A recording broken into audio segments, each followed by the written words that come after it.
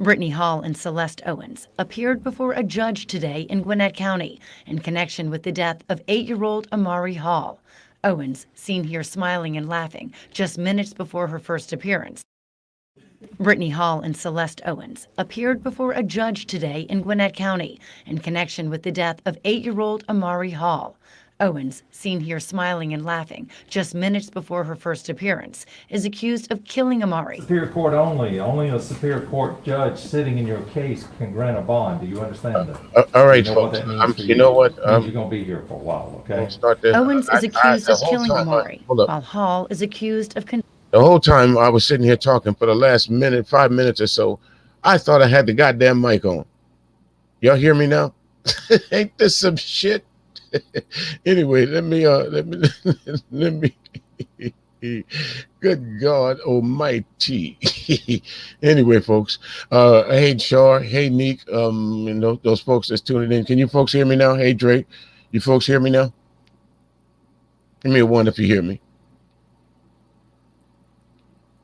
I've been talking for about 5 goddamn minutes, Char. Ain't that some shit? Tragic. Anyway, folks, something went wrong here. Let me all right, let me for some reason or the other, I'm not getting the particular thing that I want here. Okay, can you guys see that on the screen there? I don't know what's going on here. It won't it keeps. All right, let me try this again. Hey, Dominic Harris, how you doing, good brother? All right, let me add this to the screen. her death. Both are also charged with child cruelty and all right, folks. Let me start this over right here. This will be my first clip here. Again, there's no need to go into the whole thing about it here. I'll just cut straight to the chase here. You see this woman here. This was in Gwinnett County, Georgia, and this was right a place where I grew up at. Well, I won't say grew up at, but I lived at. And I lived there for about 10 to 12 years. So when I say rocks throw from my front door, this literally this place where this mother and this woman, this beast, these two beasts killed this child. But again, you don't see this, you didn't see anything about this on any of these damn YouTube streams. We're gonna run down to the YouTube streets for a little bit, but nobody talked about this. I saw all this BS going about the breakup of the manosphere and all this other stuff. I didn't see anything about this. I got this off a news clip from WTOC. They call themselves the GOAT. Yeah, I'm gonna call some motherfuckers out tonight. Hey, like I say, it's fair use. Y'all put it out there. Y'all put it out there. So let me go ahead and talk about it. Fair use, right? Y'all use everybody else stuff. Hey, fair use. I'm just, as they say, I'm just a small YouTube channel. Ain't no sense coming after me. Don't let that, as like I say, don't steal my shit. Don't let that misplaced frustration get you fucked up. This ain't the radio tonight, folks. I got some shit to talk about. Starting right here. Look at this woman. I hear the Cynthia G's over there talking about black men ain't shit. Why you ain't talking about this right here, Cynthia? Taz, Nyla. Why y'all ain't talking about this beast right here? Over some cooch. She watched her children be abused and one get murdered and then covered it up and threw this child away like she was garbage. Why y'all ain't talking about that? Y'all over there throwing mud at each other. Big shout out. I gotta stop for a minute. Let me back up. I was in a stream earlier and I'm glad I was listening to it. Big shout out to Art New Style. If you haven't gone over there, like, subscribe to this channel, folks. Great conversation today about music. I love panels like that. Y'all boys was on point. Them New York cats, Jay Shine and a few of the others, TOP. You guys was on point. But let me get back to this beast right here. Listen to this. Look at this shit here. Brittany Hall and Celeste Owens appeared before a judge today in Gwinnett County in connection with the death of 8-year-old Amari Hall.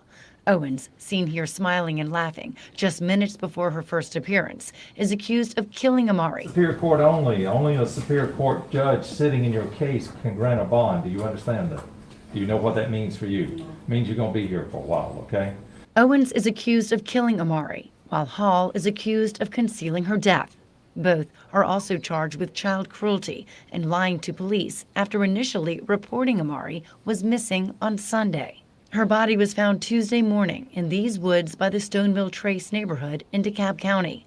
Arrest warrants released today offering new details about how Ahmaud reportedly died, describing Owens as striking the victim several. Let me stop that right there. You see that right there? It says city of Lawrenceville, Georgia. That's where I lived. Now, I'm not too, when I say not too far away from this, folks, I mean literally not too far away from this. You might even hear them mention something about Jimmy Carter Boulevard. That is one of the main roads that I took every day to go to work. I had to go past this particular place damn near every day, especially in the line of business that I was in. And to know another part of this, you will see if you look at the clip itself. If you go to the actual news clip, it says that they put their child in bags. Did they dismember this child and throw her away? And the mother reported her missing, knowing that this woman, just monster that you just saw, laughing in court like she didn't do anything. Where you at, you black YouTube? Where you at, Remil?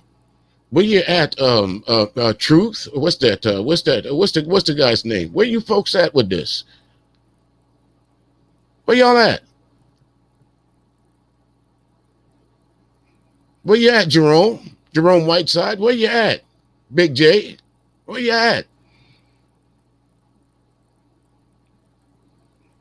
Come on. Where you at? Y'all talking about superfluous bullshit. Who got the biggest channel? Big deal. Y'all talking about Kevin Samuels. Big fucking deal. What, Kevin Samuels, really? When shit like this isn't happening in the real world, you folks are that attached to the internet that y'all go from chat to chat, from room to room, squabbling about a motherfucker you ain't never met. Shit, I thought Angry Man was bad. I'm glad I got him the fuck finally out of my algorithms. I'd rather watch a hog hunt. The fuck? When shit like this is going on, right up under our noses, I see Taz put on some shit talking about what's going on, DJ Snoopy. I see Taz putting on some shit talking about do you know what's going on? Taz, do you know what's going on? You dropped some streams of some old news. This is current shit. The GOAT. Come on with it. Argue with me. Who want that smoke? Woof. Tell me this ain't real life. Argue with me about this. Tell me this wasn't perpetrated by black women, that these all you motherfuckers is running around talking about is this and that, that is the least protected motherfuckers in the world. No, it ain't black women. It's black beasts like this that y'all need to be talking about. We got predators amongst us and y'all talking about white people shit. Men and women killing our children. Killing our children. Talking about we woke. Woke. Shit. I'll tell you, the worst thing that could happen is that I got an injury and I had time to see what's going on up under my nose. You're talking about the elders don't do this, the elders don't do that. You know why the elders don't do that? Because I'm gonna be straight with you folks. You y'all call yourself millennials. Y'all some fucked up motherfuckers, man. Y'all can't blame everything on the elders, man. Y'all can't. No. Y'all can't blame everything on the elders. You got to take, oh, yeah, I hear all these streams talking about you got to take personal accountability. You can't blame the elders on the Cynthia G's of the world. No, sir. No, sir, because I guarantee you Cynthia G was not raised to run her mouth the way she do. No, she wasn't. You can't tell me she was. You can't tell me, even listening to some of these outrageous streams, you can't tell me Ramil is the kind of guy, what's this guy name, that garners 200-300 motherfuckers listen to him talking about hoes is winning. 200-300 people, 1,000 views listening at a stream talking about hoes is winning.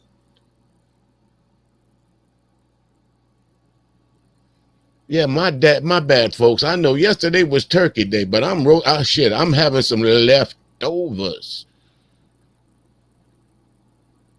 I should have roasted me a few turkeys yesterday. What's going on, Tyrone Church? How you living, my man? Yeah, you got the appropriate name, Church. But anyway, ladies and gentlemen, let's finish this. Let's look at this. Times in the head. She's also accused of concealing Ahmaury's death by placing her in trash bags and dumping her body. Gwinnett police say while investigating Ahmaury's disappearance, detectives found videos depicting the women abusing the children. According to arrest warrants, in July, Owens walked over to one child and open-hand slapped the victim in the front of her face, causing her head to whip back quickly. She's also accused of walking over to a boy, tightening a cloth around the victim's eyes, then slapping the victim and kicking him on the ground. And in August... Now, I want you to answer that. Answer what mother in her right mind what woman in her right mind that would call herself a mother that would allow someone else, man or woman, to do that to her children, all in the sake of what? All in the sake of what? What was the ulterior motive? What was the gain of you allowing someone else to do this to your children to where it was videotaped and you didn't take it to the police? Was there no one around you or your family that didn't see this abuse going on? And then you know what, folks, again, this is so close to me because this happened to me while I lived in Gwinnett County. I had a friend of mine, at this point in time, I called him a friend. I don't call him friend anymore. But when I lived in Gwinnett County, there was a group of us that called ourselves friends. I'm still friends with three of these gentlemen. The fourth guy, he ran into a chick. Chick turned him out. When I say turned him out to drugs, got him away from the clutches of being who he is, lost his job, moved into a hotel, and the next thing you know, they end up in a small town in Georgia. They decide to adopt her sister's children. Between the two of them, in less than a year and a half of them having this child, they had murdered this child, they starved this child out. And when they did an autopsy on this baby's body, because at this time this kid was 7 years old,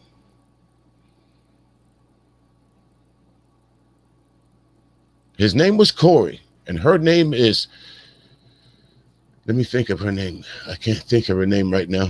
I wish I could call her name, but I don't want to call their last name because I don't want to glorify them. But they got life for what they did, and they should have. But it just goes to show you, folks, you never know who you have in front of your children. That's why I hear a lot of these streams, these guys talking about pump and dump. And they're proud of that. They're proud of leaving children out there just all willy-nilly. They don't have a problem with that. Listen, some folks will come at me and say, well, you know, some of the shit that you did, you can live in a glass house, don't throw stones. It ain't about me. I'm at a stage in my life that whatever mistakes I made 20, 30 years ago, the damage has been done. And if by now, if it hasn't, the damage has been corrected, it never will be. And it's not about me. It's about I've never murdered anyone. I've never raped anyone. I've never killed anyone. I've never robbed anyone. I've never stolen from anyone. So only thing that you could possibly say at me at some point in time in my life, I might have been a bad father to my children. But you're gonna hear that from everybody.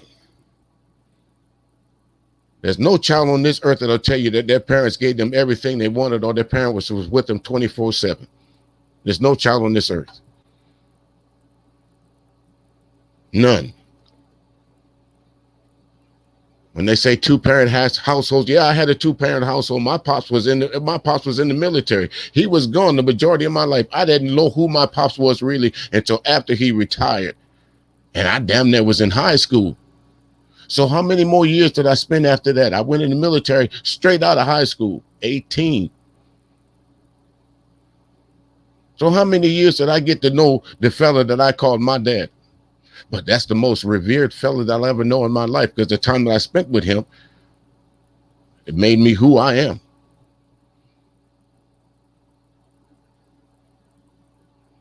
A lot of these folks, they use that excuse, so I didn't grow up with my dad. Shit, I didn't really grow up with my dad either, but I didn't go out and rob motherfuckers either.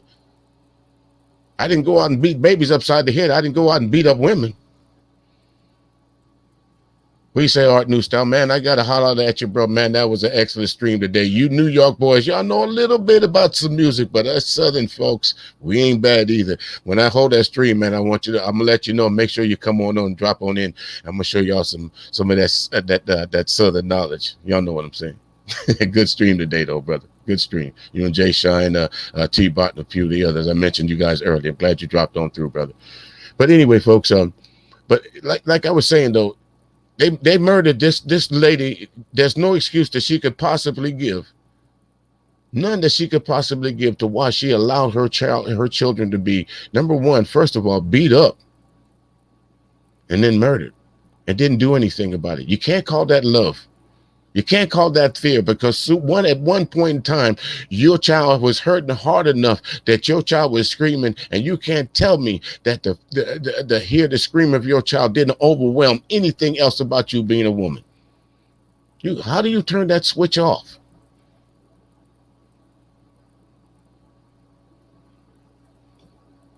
How? Ain't no pussy on this earth worth that. No love no woman could give you worth that. I don't give a damn how much you lay up with her and she tell you, and she carpet much. Ain't no man worth that. I don't give a damn how hard he say he stand up in it. Ain't no man worth sitting there letting you beat your child to death. Ain't no love on this earth worth that, because folks, I can guarantee you this, the most unconditional love on this earth is a mother and her child. But we got some out there that don't understand that. But for y'all, all y'all children, all y'all women out there with children that's listening up right now, y'all know exactly what I just said is real.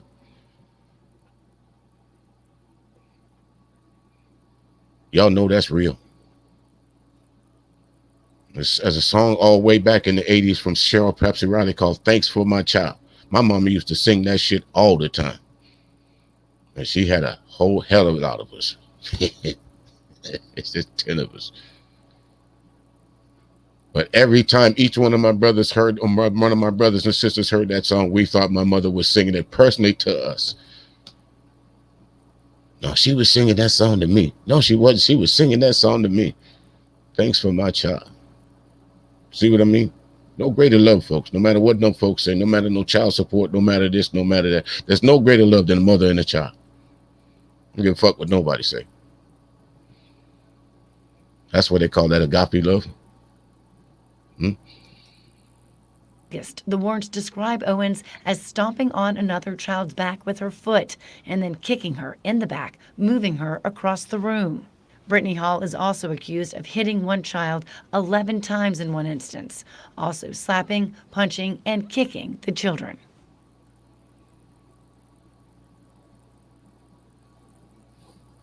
Look at this beast, folks. How do you do that?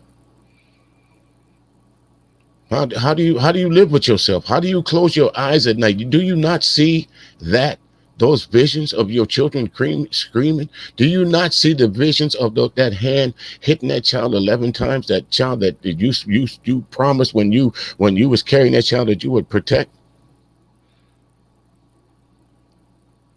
and all for the sake of you gotta be. Listen, two women cannot procreate. Give a fuck what you say. We're gonna talk about that next. Two women can't procreate. Y'all can bump uglies all you want to the break of damn dawn, but you can't procreate. Two women cannot create a child. Now you got artificial insemination, but how we do it around here, y'all know what I'm saying.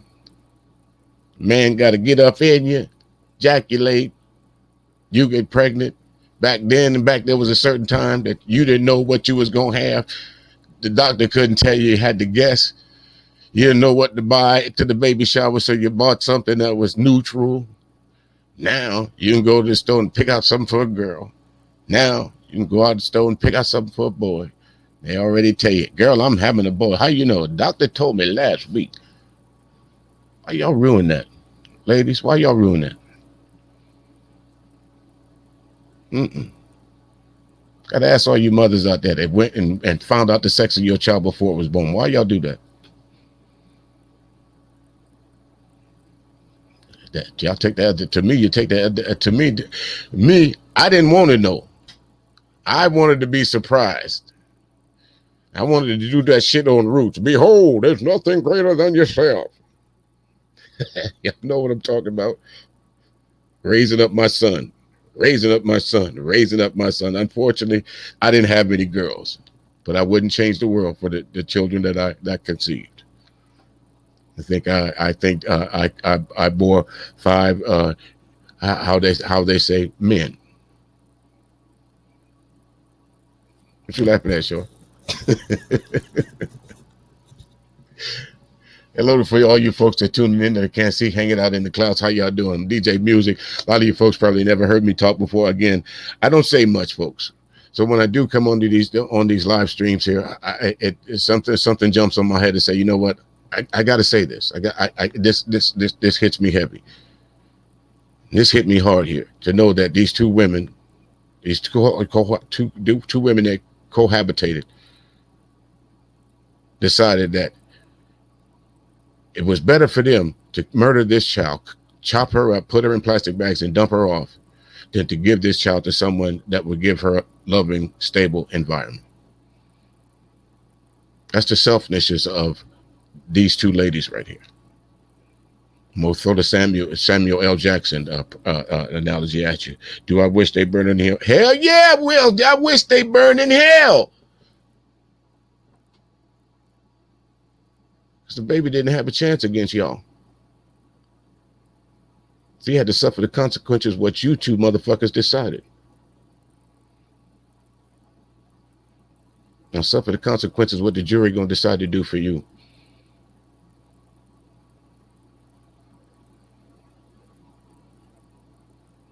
How, as a mother, do you watch your child get murdered? Some they're gonna say, "Oh, it's a mental block. She didn't know what she was doing." No, you had a cell phone. You recorded it. You knew what was going on. But anyway, folks, that's just the first thing I want to talk about right there. In the news, real news, unfiltered, without the gore. Unfortunately, there's nothing we can do to bring young Ahmaud back, but we can hold accountable these two beasts that was lurking, calling themselves black women. You understand where I'm coming at, ladies? These two women called themselves black women because there's nowhere that you could go that you couldn't talk to these two women and say that I'm a proud, independent black woman, because that's the moniker that these two women was carrying. I guarantee it. I don't need no man. We got streams that preach that. I guarantee you. Well, no, I can't guarantee that because I don't know the mind of some psychopaths. But 9 times out of 10, if there was a father in that home,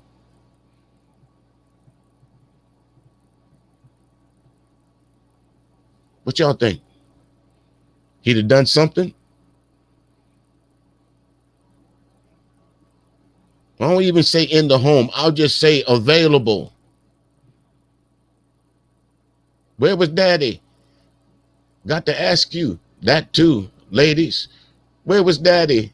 You didn't have these children by yourself. Where was daddy? He never saw none of this abuse? Or did he just not give a fuck? Cerulean Gray, can I borrow that? Was you derelict in your duties? Did you fail to protect your children? Did you not see the abuse that these two monsters was doing? Or was you so mad because your chick decided that instead of wanting ding-a-ling, she wanted cooch, and you wasn't having that? I ain't going around that bitch. She dumped me for another chick. Fuck her and them kids. Is that what you said, bro? You see what your anger got your child? See what I'm saying? Don't blame it on society. Blame it on yourself. So many of y'all streams, so many of y'all folks got thousands of folks watching y'all. It's just like going into these prosperity churches, these preachers. The only difference is they ain't passing the collection plate. They cash apping. Prosperity. But y'all ain't getting none of the money. Y'all getting it up. Cat flying around in a Lamborghini, sporting Coach bags. Y'all niggas eating top ramen. He the greatest thing since sliced bread. She the greatest thing since sliced bread. Shit. Anyway, folks, let me go to the next clip here. Let me yeah. How y'all doing here? Let me entertain y'all with some quick music. Here, y'all check out Ron Wallace while I pull up the next clip, all right?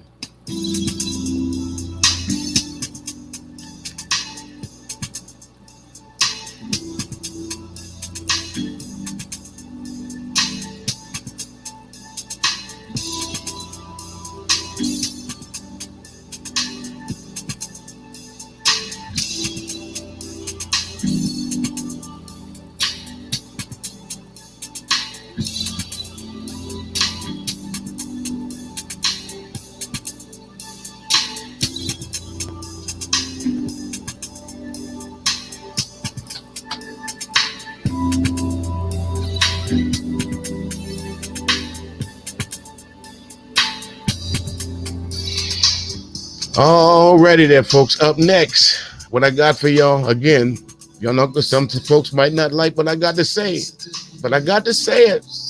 Fair use. You put it out there. This is public use here. Up next, I don't know if you folks know, let me go ahead and let me drop this right here. And let me drop that in. Consider yourself a comedian. Let me put that on pause right there. And let me go and turn down Mr. Ron for a minute. Ron Night Grooves over there. Y'all make sure y'all check me out here. Yeah, shameless plug.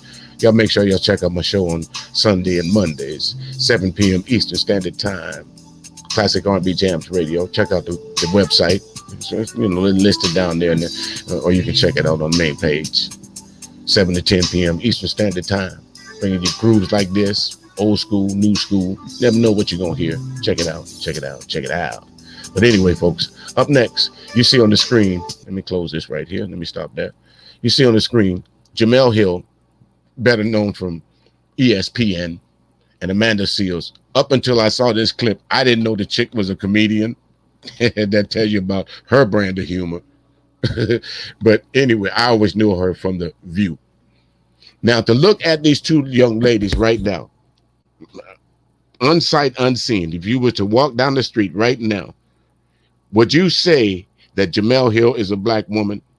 Type 1 in the chat room. Thank you, Shaw. Thank you very much. Yeah, y'all jump on into the listening lounge. You can do emojis and different things like that. It's kind of an interactive chat room. It's pretty fun over there, ain't it, Short? Y'all check it out. It was Sunday nights. But anyway, when you see Jamel Hill, automatically you say black woman, right? Maybe. All right. Art says maybe. Okay. What about this other Amanda Seals? Do you say black woman when you see Amanda Seals? Yes or no? I'm typing in yes, no. No. I mean, keep it to yourself. Okay, the one on the left, that would be, Shar said the one on the left with that would be Jamel Hill. She is black. I look at her. I would consider her black. So far, we got 2 blacks and 1 no for Amanda Seals, 2 no's for Amanda Seals, 3 no's for Amanda Seals. No, I wouldn't consider her as black either. But if you'll hear doing this clip, she'll identify herself as black. Well, wait. Let me back up. Let me tell you the originator of this. This probably, I'm sure you folks heard all the hoopla about the Dave Chappelle special when the Dave Chappelle supposedly attacked the alphabet community. I'm not even going, I don't know what letter going to be next. What is that? The L, B, Q, T, R, S, U, V, W, X, Y, Z movement, or whatever the hell that is. But I heard her say this word,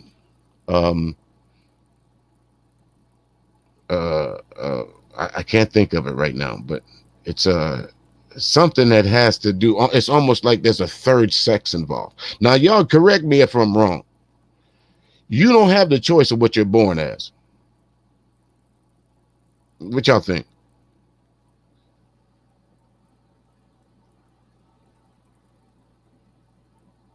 Hold on just a second.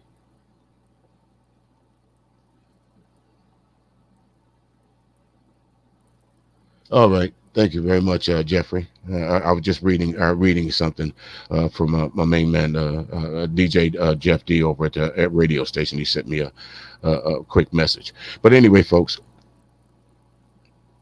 the hoopla about the Dave Chappelle special. You know, I don't know what Dave Chappelle said so wrong, because I looked at this. I watched the special a couple of times. Wasn't that funny to me?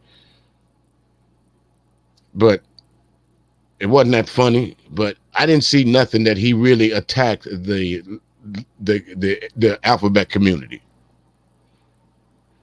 Thank you, Art. That's exactly what I say. Amanda Seals is black when it's convenient. That's what I said too. Thank you very much. And that was what I said about her. But you'll hear her a couple of times identify herself as black. But you'll also, I think, I'm not sure if she's bisexual, if she's gay or not. I don't want to make the assumption. I'm going to have to steal from Dr. Richie. If you folks don't watch that over at TYT Network, check it out. Dr. Rashad Richie is pretty funny, but he's on point also. I don't want to make the assumption that either one of these 2 ladies are gay. So I'll allegedly say that they are, or they're bisexual, or they have frequented the glove box instead of the clutch.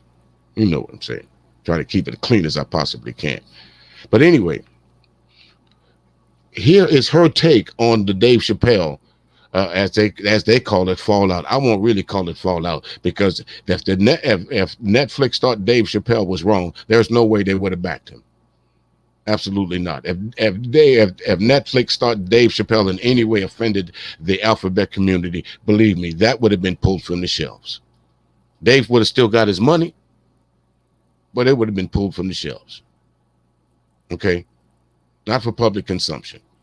But there was nothing what he said, because what I heard literally was truth. There's only two ways you were born on this earth. When you either were delivered through cesarean section, C-section as they call it, or if you passed through your mother's womb through her JJ as they call it, you were born man or woman.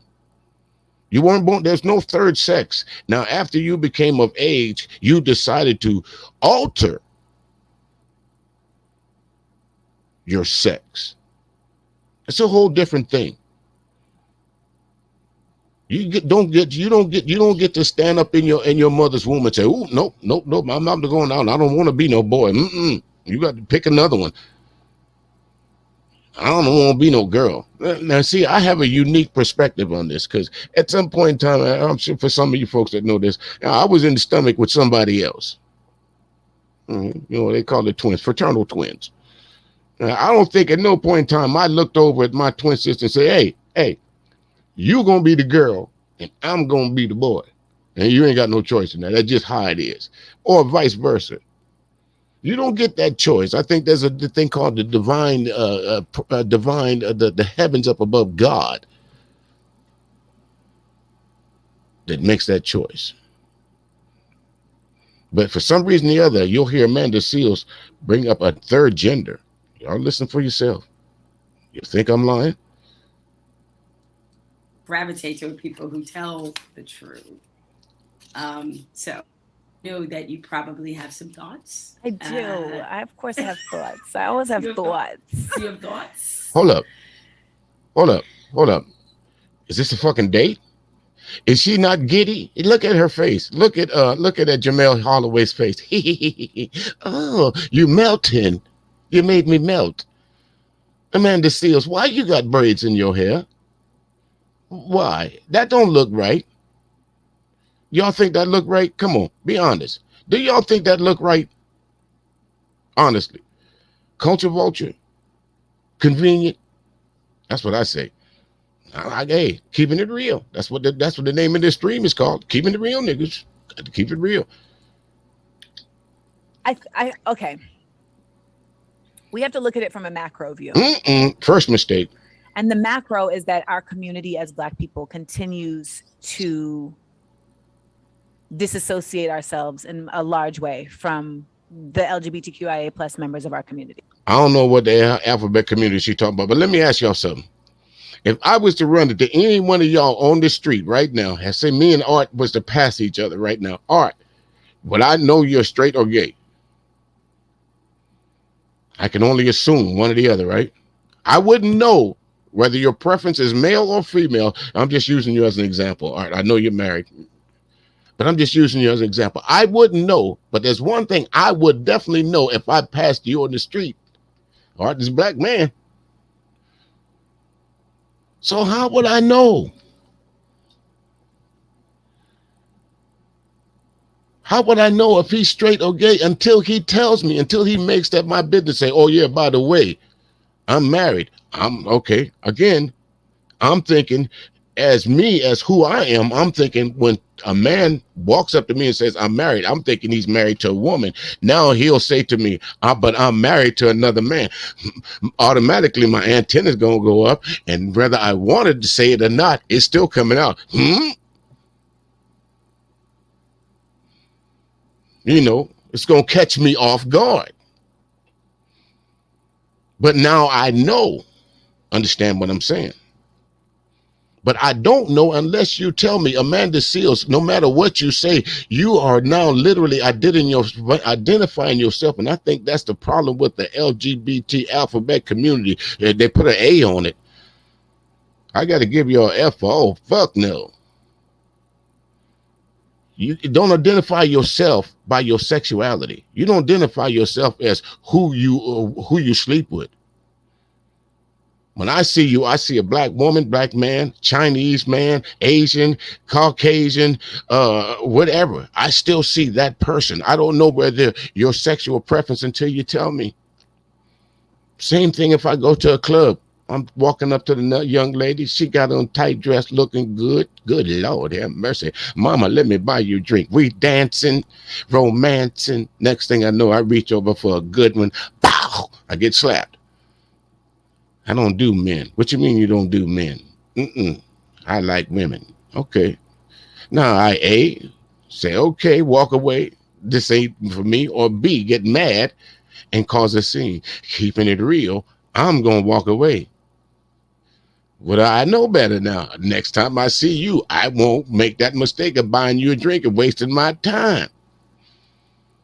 See what I'm saying? But how many of us walk up to a female in a club and say, hey, are you straight?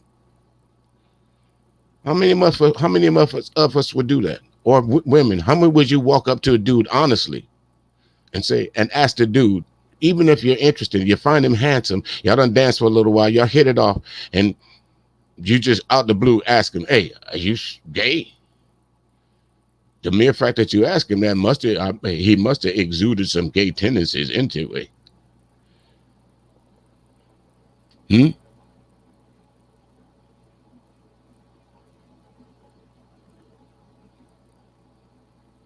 Right. Right. Talk about it for 6, 7, 8 hours. You know, some of the streams that I go to, you're absolutely right, Shard. They talk about the same thing over and over and over. It's so good to come to some of these. Again, big shout out to Art New Style stream today. Awesome streamer, man. Yeah, I gotta do that.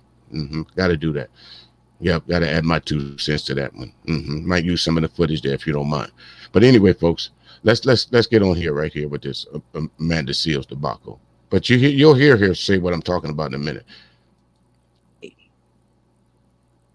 So we have to acknowledge the truth of that first and foremost. Then we have to acknowledge our unique privileges and understanding that even as Black folks who are not privileged in very clear ways as it relates to white supremacy, as it relates to the variance in our melanin, as it relates to police brutality, even in the realness of that, if you are a cisgendered Black person. There it is. Somebody look it up. Cisgendered. What the hell is that? It came from a gay conference in 1994. Cisgender was coined in 1994. It never was spoken in existence until then. So you mean at some point in time, we became a third species in 1994, that you now can call somebody a cisgendered person? And what you mean? What the hell you mean?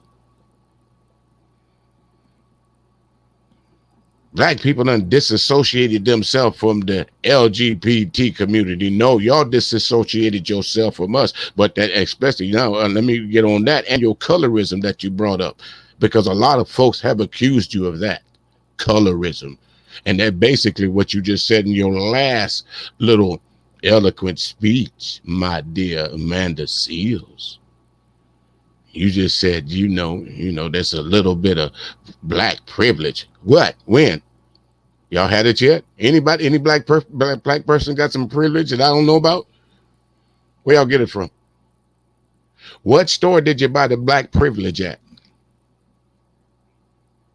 Again, Amanda Seales, I negated your whole argument at the beginning of your talk when I said, I don't identify you as a gay woman. I identify you as I don't know what you are. What is you, lady? Puerto Rican? What are you? What is you? Dominican? What are you? What's your nationality? I would have to ask you. You mix with something, ain't you? But I would look at Jamel Hall and I would say, ooh, you got some exotic eyes, but you're a Black woman.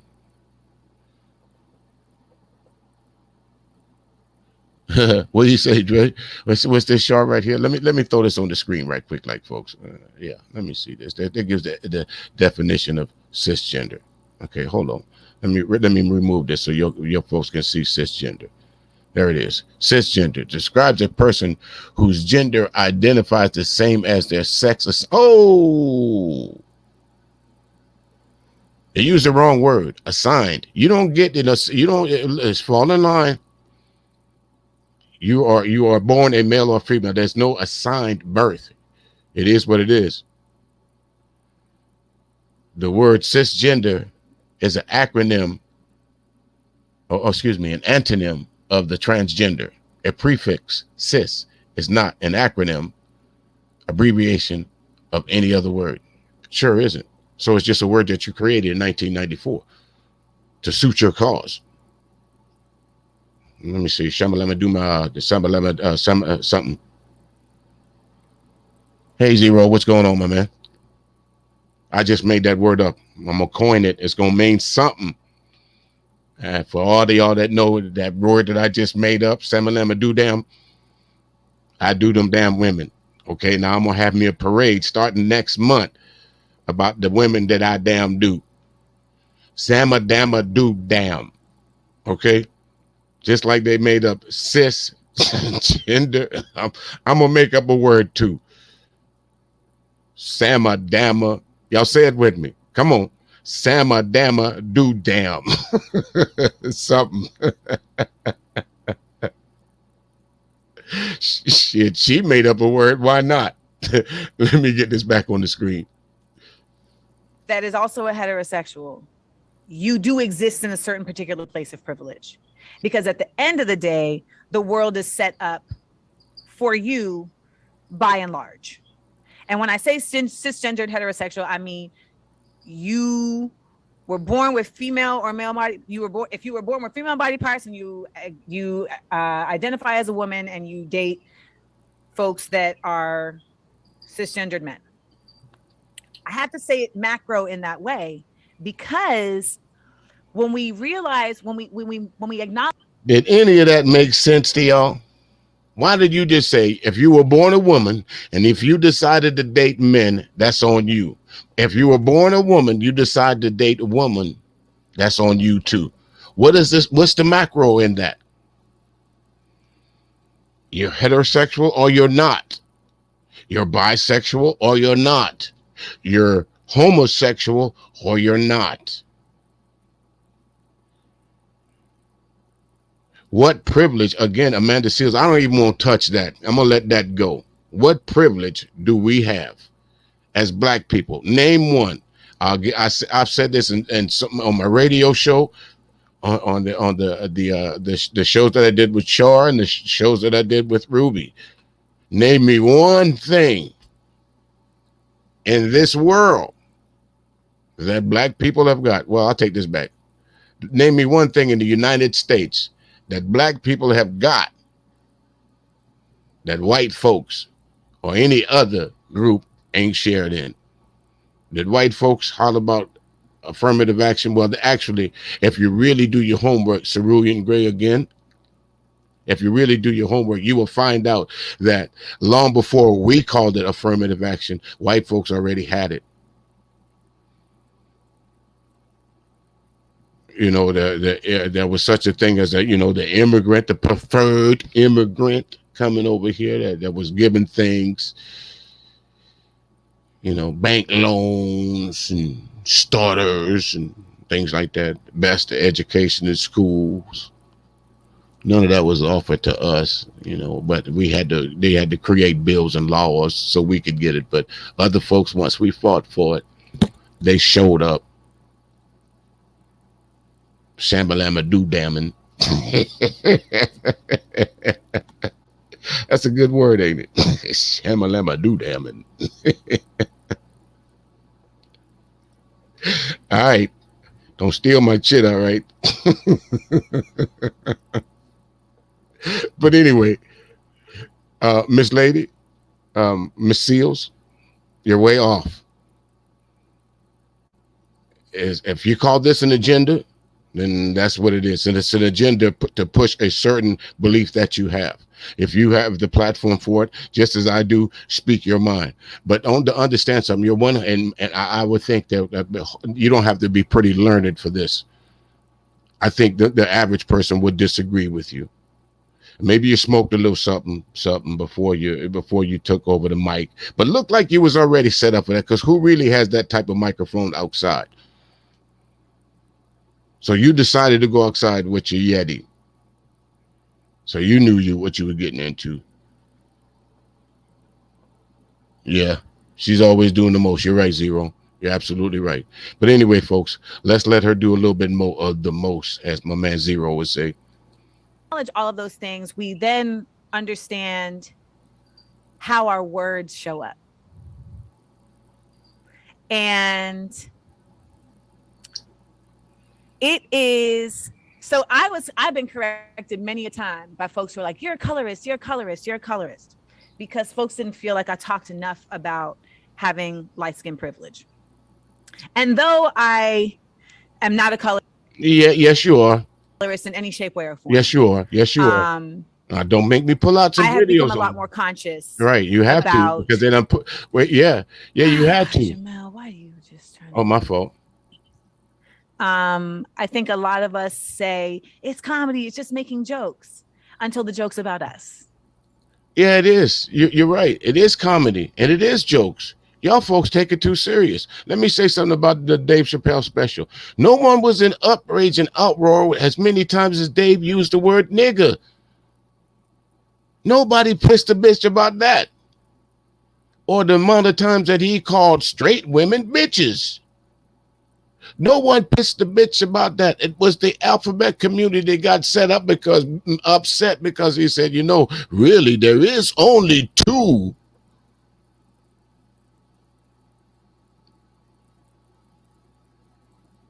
There's only two.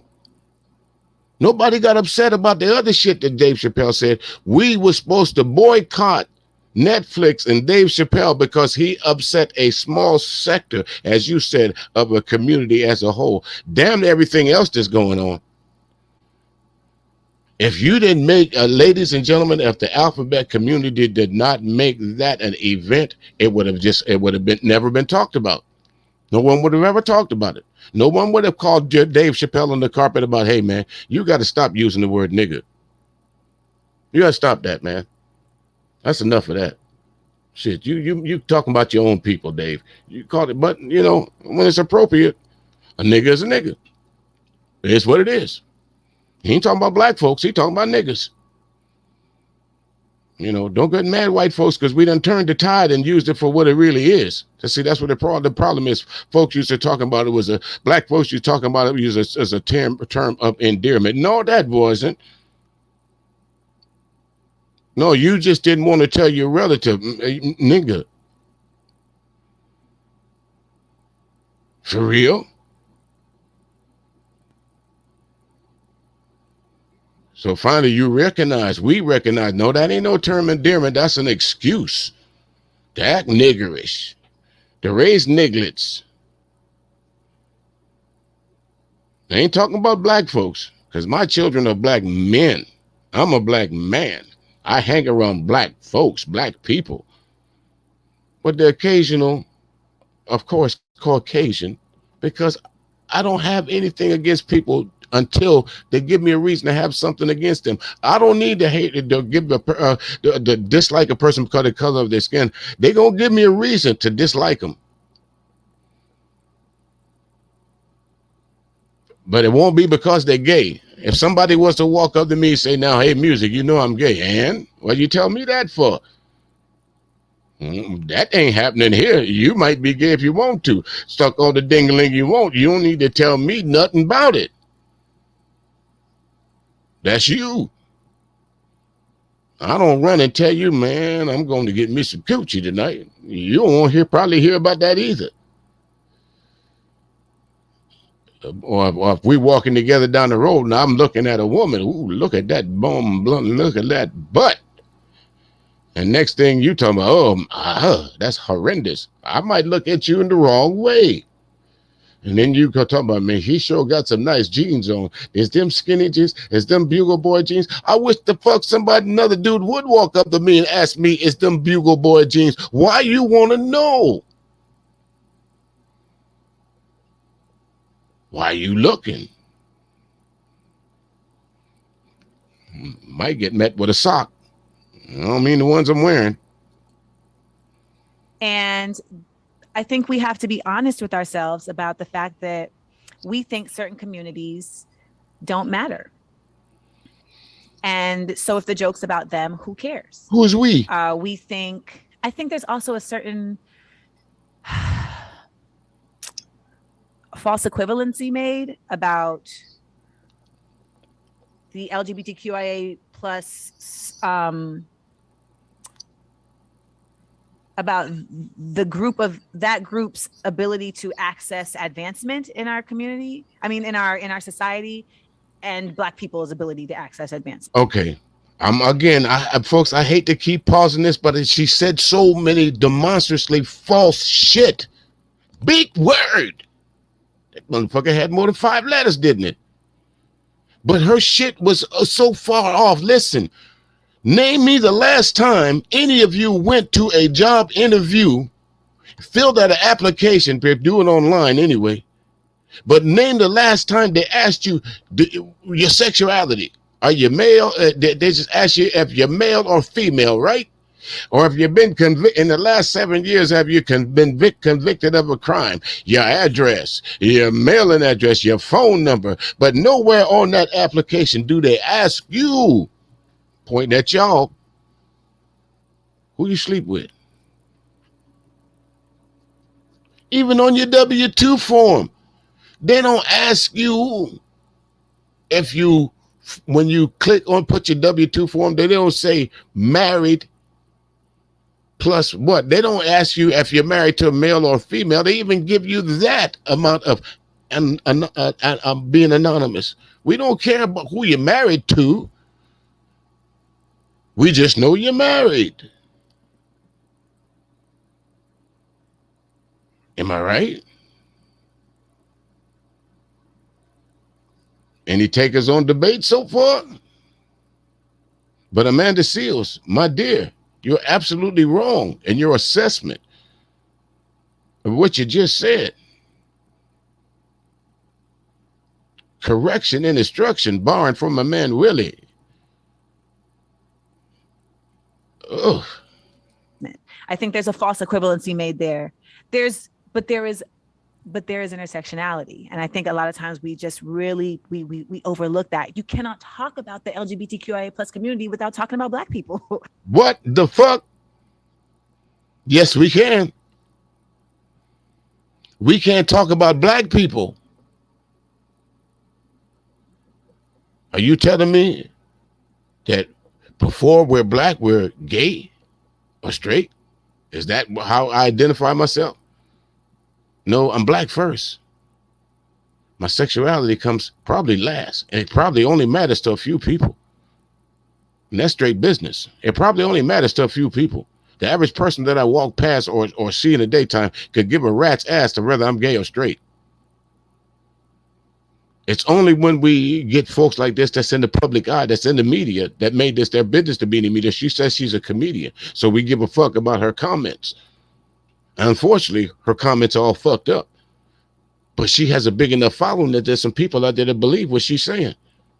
You get my drift? These false prophets, these so-called prosperity preaching motherfuckers. And when I use the word motherfucker, folks, I'm not being derogatory with it. I'm just using it in the tense that it is. It's a motherfucker. You know what I mean? As we know in Black people, we use it a couple ways.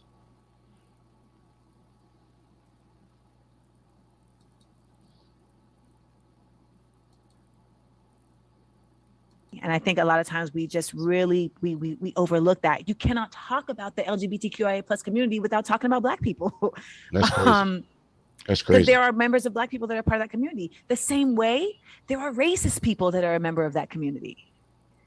You know, there's no real just like black and white to all of this. There's right and wrong.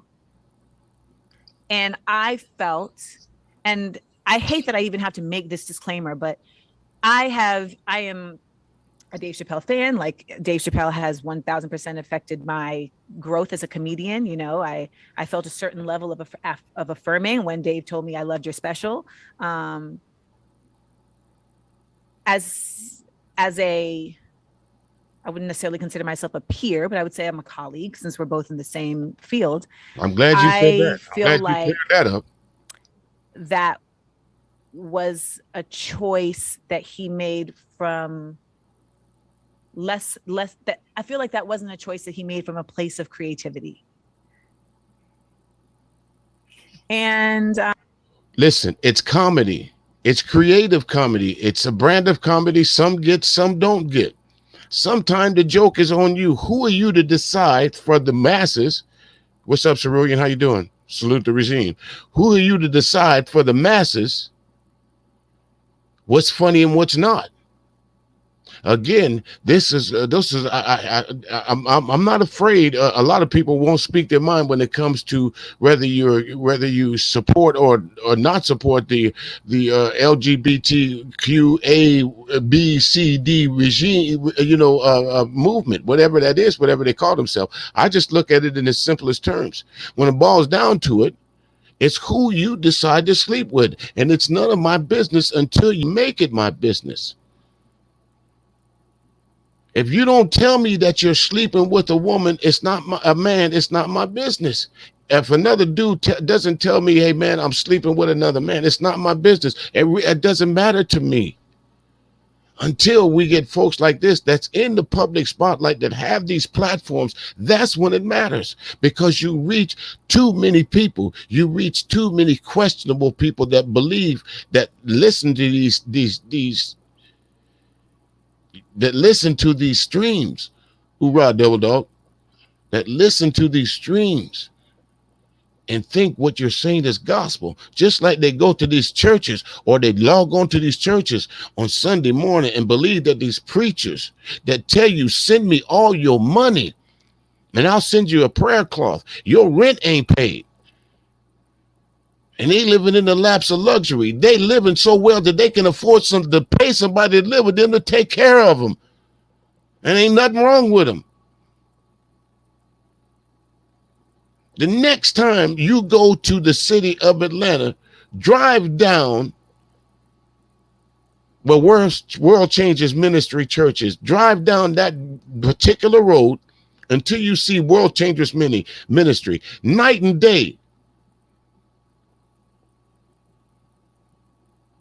Night and day. Guarantee you right now there's green grass out there, and it should be brown. I'm speaking real. Like I say, where you at, folks? Where you at? Where are the big content creators at? That's not calling this stuff here out.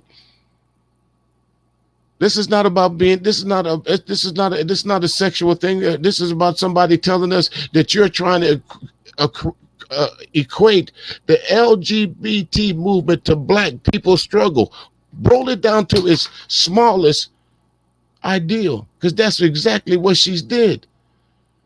She broke it down to that. She simplified black life to your sexuality. To who you fucking? For real? Is that the comparison? Is that the comparison that you make to black struggles and the gay community? Because remember, there was a point in time until the 80s to where, the androgynous things came out and shit started leaking. That, hey, you might want to. There was no such thing as being openly gay. Whether it was right, wrong, or indifferent, you can't tell me it wasn't to be gay in the black community was to be, dare I say, something wrong with you. You didn't speak about it. You knew there was gay people in your community, but you didn't talk about it. If they was gay, they was gay. They moved away sooner or later. And you talk about it you whispered about it at the family reunions. Now they openly gay. It's in my business. Again, I'm not for it or against it, because it's not my business. I only comment. Don't shoot the messenger. I'm only commenting on it because you put it out there for public consumption. So let me eat off it a little bit. Don't get mad. Don't come here blocking my stream. Don't say you ain't had no right to use my shit. Don't say why you using my likeness, because a lot of y'all like doing that. Why you use my likeness? Why you don't never cam up? You're going to hear about that a little bit later on too. We don't talk about that. This is one person that shouldn't be camming up. She shouldn't be talking. I'm going to use Farrakhan's. She should be quiet. She really should be quiet. Hey, Ruby, how you doing, sweetie? Good to see you. He should be quiet. She should be quiet. She really should. There's no comparison to black struggles and the gay community struggle. There is no comparison. I don't care what no one says, because I'm a part of this black struggle. Folks don't know I'm straight until I tell them, but they know I'm black when they see me. There's no question about that. You think the police gonna start beating on you? Wait a minute, hold up, wait a minute. Stop beating him, stop beating him. I gotta ask him a question. Hey, are you gay, by the way? No? Okay, continue the beating. If I said I was gay, would you stop beating me? Yeah. We don't want the alphabet community. We don't want the LGBTQ ABCD community on our ass.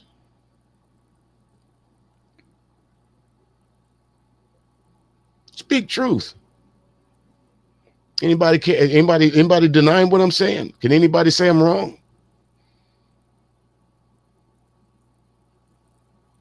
There's no comparison. There's no comparison. Folks say you shouldn't go back to slavery. Why not? That's where it started. Everything has a starting point. Am I wrong? Even humanity itself has a starting point. If we dig deep enough, we might learn where it came from. There's always a beginning, and sadly for human beings, there's going to be an ending where you leave this vessel. But in the meantime, we got folks up here walking around saying dumb shit like this. That the struggle of the LGBT community, the black community, is almost one and the same. There's no fucking comparison. How I know? Because I'm a black man that's been in the struggle for years.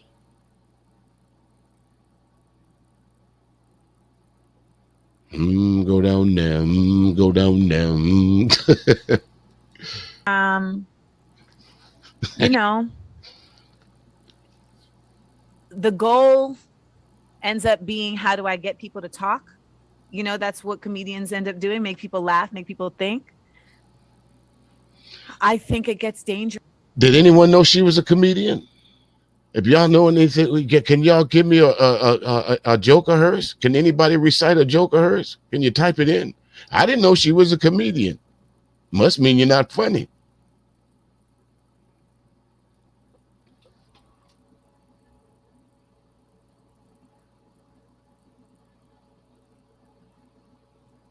And I believe you're absolutely right there, Saruyan. You're absolutely right. They have more privileges than any other particular group in this country. You're absolutely right. Chris, though, when we even inadvertently affirm folks' prejudices. Yeah, it was tough to see some of the dialogue because it was a whole lot of cis hetero people chiming in and telling a community. Oh, wait a minute. Can somebody define that word for me? I think that was brand new. What's that word I made up? Shamalama do damn? Shamalama do damn. She said cis heterosexual, cis heterosexual, shamalama do damn. If she can make up a word and make it stick, damn if I can't. Say it with me. Shamalama do damn. Every time they make up a word tonight, y'all make sure y'all say it. Shamalama do damn. Well, if she's a comedian, Saruyan, and I'm not saying that she's not, but I tell you what, I haven't seen anything that she's been that's funny about her. I'd seen her on The View, and that's about it. And I've seen where other people have called her out about being a colorist.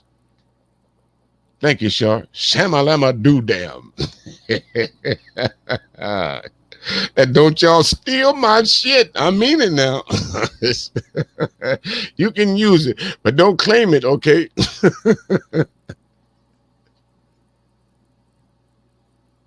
How they should feel about something, and I'm like, Yeah. we kind of hate it when they do that to us. Yeah. We don't like it, and here we go being like, oh, well, you should just take it as a joke. And I'm like, I promise you, if there is a joke made about our community from somebody white, we gonna light their ass up, and it's gonna be what it is. So I missed her. She said if there's a joke about our community from somebody white, which community is she talking about?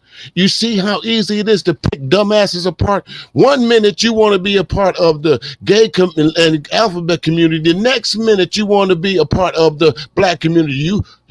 I almost lost my damn breath. Shamalama do damn. Wait a minute, y'all. Let me back up a little bit. Let me make sure I heard it correctly, okay?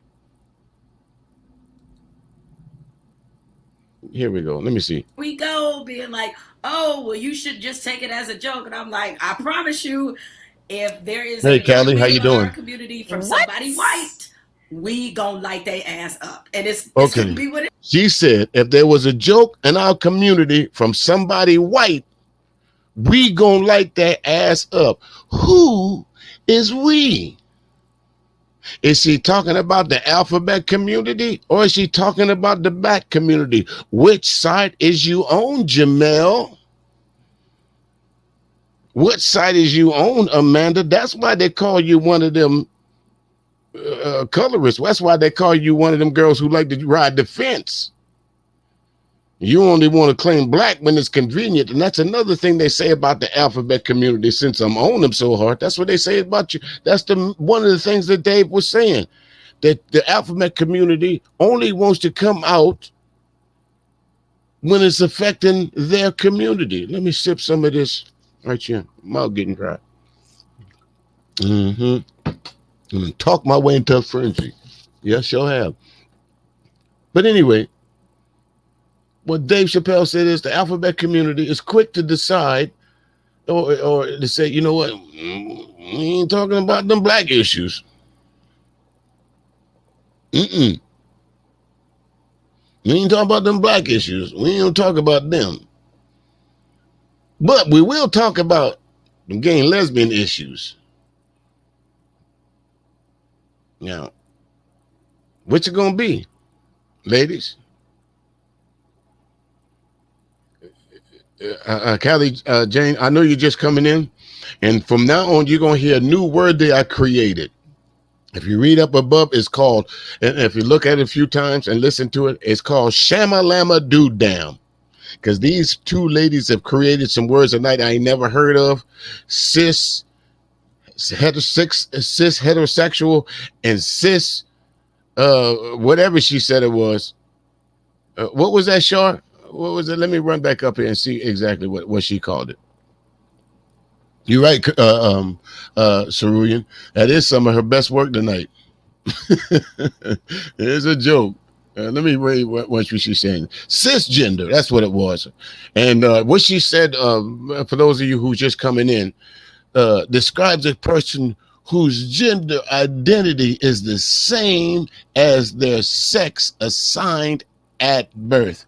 How the fuck do you change that unless it's willingly? Listen, ladies, gentlemen, and for those of you who decide that you want to have a sex change, on your birth certificate, on the day you pass, on your birth certificate and on your death certificate, it's going to say male or female. What you decided to be in between that is on you. But you were born a male or a female, and when they put you in the ground or burn you or whatever you decide to have done, cremate you, put you in a mausoleum, whatever, lay you out on the back porch until you freeze dry, whatever they decide to do to you, you're still going to be, as the coroner's office said, male, female. Might be a side thing that said not all the parts that were born with ain't there no more. They decided to have a sex change.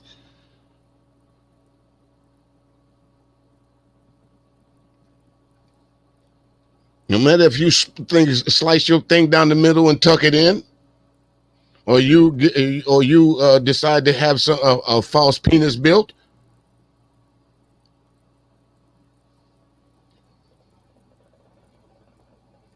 Yeah, right, Ruby. I always use the word born in 1994. Cisgender. Born in 1994. Pepsi. Born in the Carolinas.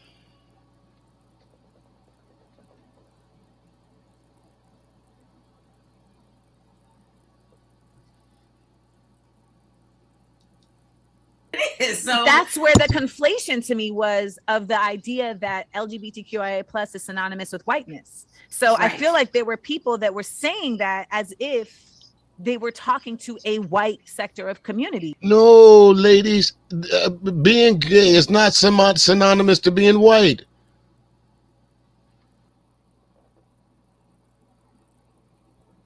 No. Listen, again, if a white dude walks up to me, I won't know he's gay until he tell me. If a white woman walks up to me, I won't know she's gay until you tell me. Being gay is not synonymous with a color. I don't give a damn what color you are. Can you walk into a group of Asians and pick out the gay motherfucker in there? I can listen. If you want to do, here's a test, ladies and gentlemen. This is a test. Okay. If you want to find a gay person in the room, pull out a dick, get 2 pieces of bread, make a sandwich, and the first motherfucker to take a bite.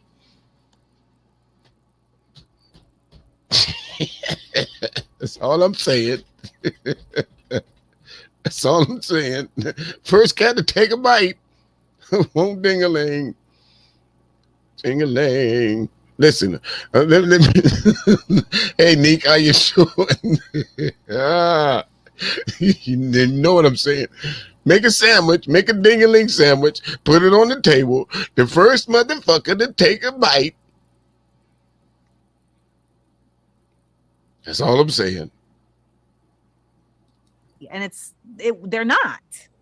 The LGBTQIA plus community, first of all, Black trans folks are the ones getting the most violence in that community. They have the least access to advancement. Again, I hate to keep stopping this lady, but I didn't mean for this to go this long. But listen, at no point in time have I been stopped by the police and they asked me, "Hey, are you gay?"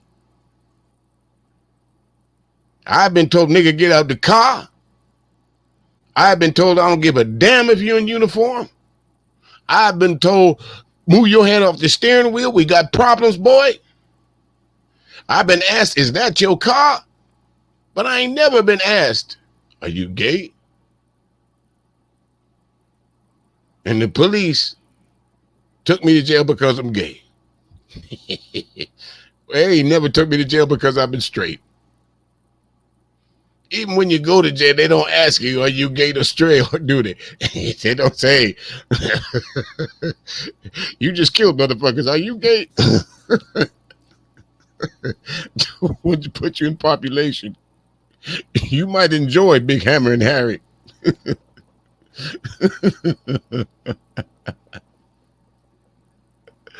Oh my God. They are the ones suffering the most. And by the way, they're still at the hands of a racist government. They're still at the hands of police brutality. It's and I say this in my special, like Black folks and Black gay folks are dealing with things from a multitude of sides in terms of oppression. And I just think as a community, it's like we need to be embracing. It's like what do they say? If no one is free if we ain't all free, like. And so I feel very earnest about that. And I had a talk with my homeboy who's a comic, and I was really proud of him for being able to like really hear me and really see like simp. He wanted some pussy. He wanted some pussy. Oh, shit. Stop it. Oh shit. He wanted some pussy. He thought you was gonna bend over the fence and give him some pussy. He thought he might be the one to convince you that, hey, I know you buy. You want it. He wanted some pussy. That's why he was about to tell you what you was about to think. No, he wanted some pussy. I'm gonna be straight with you. I've been trashed this whole time. Because he was like, moment. He was like, "Yo, I didn't even realize that, like, even though I'm a Black man, like, I still have a certain level of privilege just by the fact that I'm a straight Black man." And he had like a real epiphany. It was like, oh shit. Hey, brothers down there in the chat room, Cerulean, Dre, Zero, and those that can't see. Any of y'all feel privileged? Any of y'all feel a certain privilege by being a straight Black man? Any one of y'all? Is there some privilege we walking around with because we like coochie? Is it? Is there a privilege assigned to that? Neek, is your husband privileged? Callie, does your husband feel privileged by being a straight Black man? I don't know if you're dating or whatever. I'm just assuming.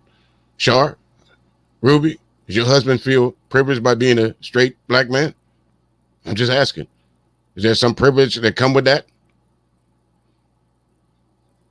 Okay. And it changed how he talked about it in his stand-up. And he went and talked about it in his stand-up, but it changed how he talked about it. And the way that he talked about it, he sent me the set, and he sent me the bit that he was working on. And I was so proud. I was so proud, because it's like, Made sense. I really do feel like journalists like yourself and No, comedians, no, he didn't go public with that bullshit. He just sent you some shit that he thought, you know what? I'm gonna send her this bit and see what she think about it. She gonna be so proud, and she gonna fall and give me some of that coochie.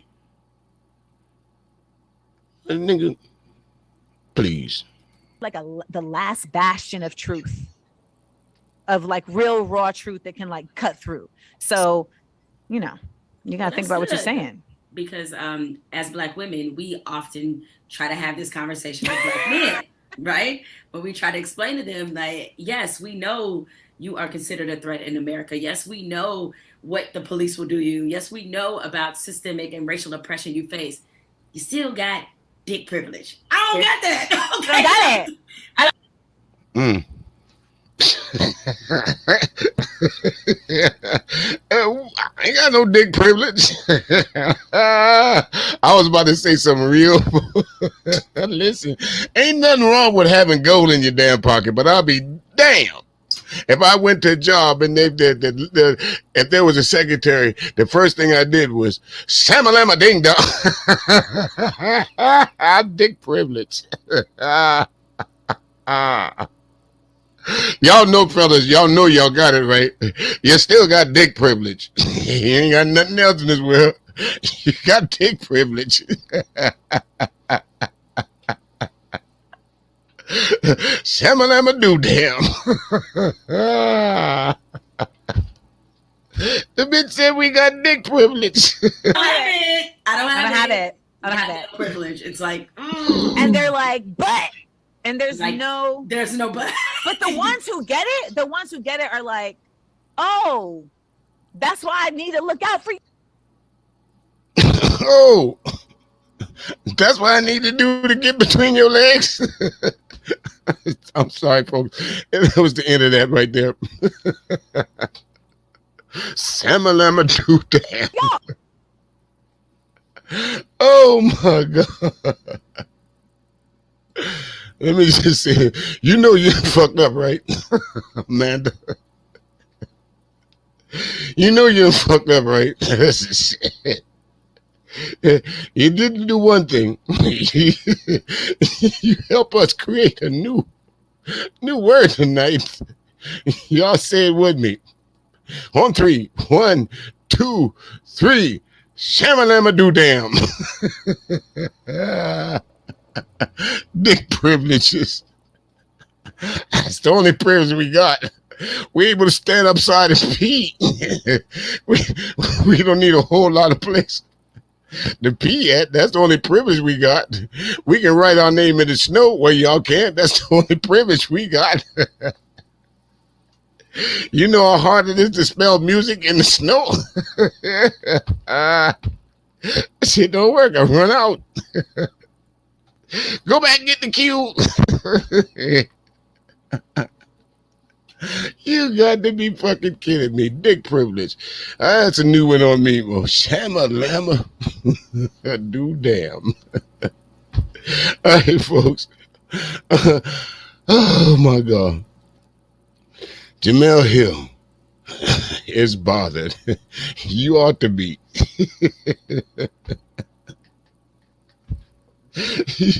You damn well ought to be bothered. The fuck out of here. Bye, Jamel. You know you done fucked up, right? Anyway, folks, let's go to the next bit here. Of course, we know a bit of what happened last week. We know that the 3 motherfuckers that killed Ahmaud Arbery did not get away with his murder. And we as a community, we all held our collective breath, thinking to ourselves, Is these three gonna get away with it? Because they're claiming self-defense. There's no self-defense in that. There's no self-defense in what these three men, they chased this kid down. They chased him down, folks.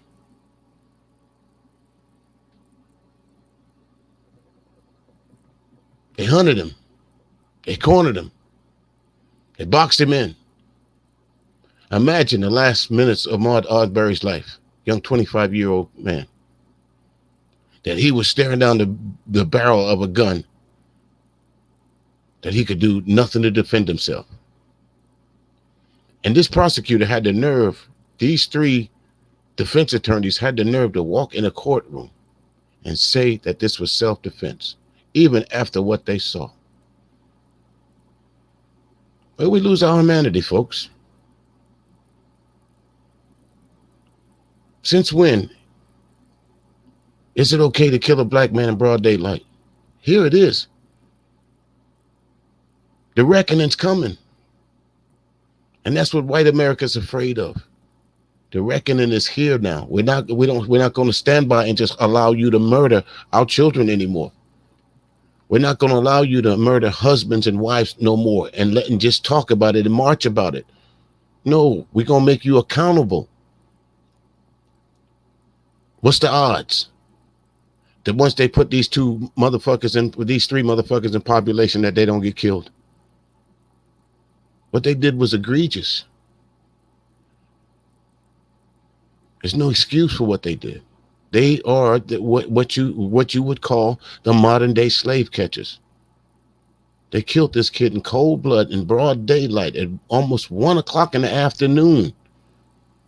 And the worst thing on top of that, it took some 30 some days, how many other days until some 34 days until if some reporter hadn't gone and pressed the state for information, it had never seen the light of day.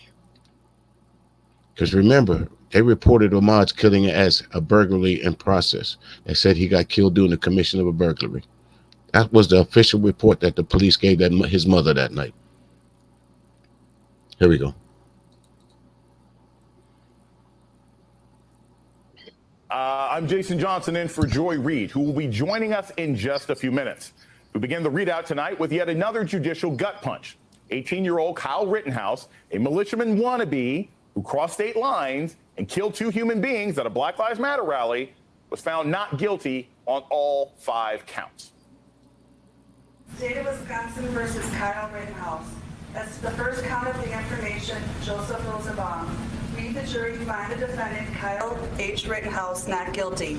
As to the second count, not guilty. As to the third count, not guilty. As to the fourth count, not guilty. As to the fifth count, not guilty. White tears. That's what those folks at that trial was expecting. That's what those folks was expecting in that small town in Georgia. They was expecting those 3 murderers to fall to their knees and thank God that they're able to go home with their families tonight. And that's usually how it happened, folks.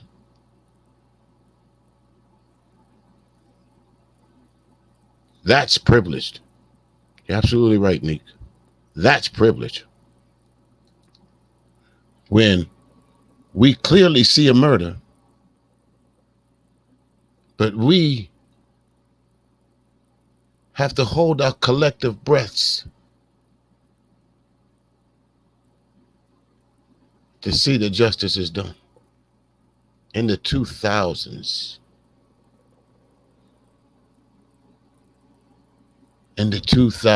did y'all hear me? In the 2000s, we had to hold our collective breath to see if the people that murdered Ahmaud Arbery was going to jail. Let me try this one. Is this the one I'm looking for here? Let me see this right here, ladies and gentlemen. Let's try this clip right here.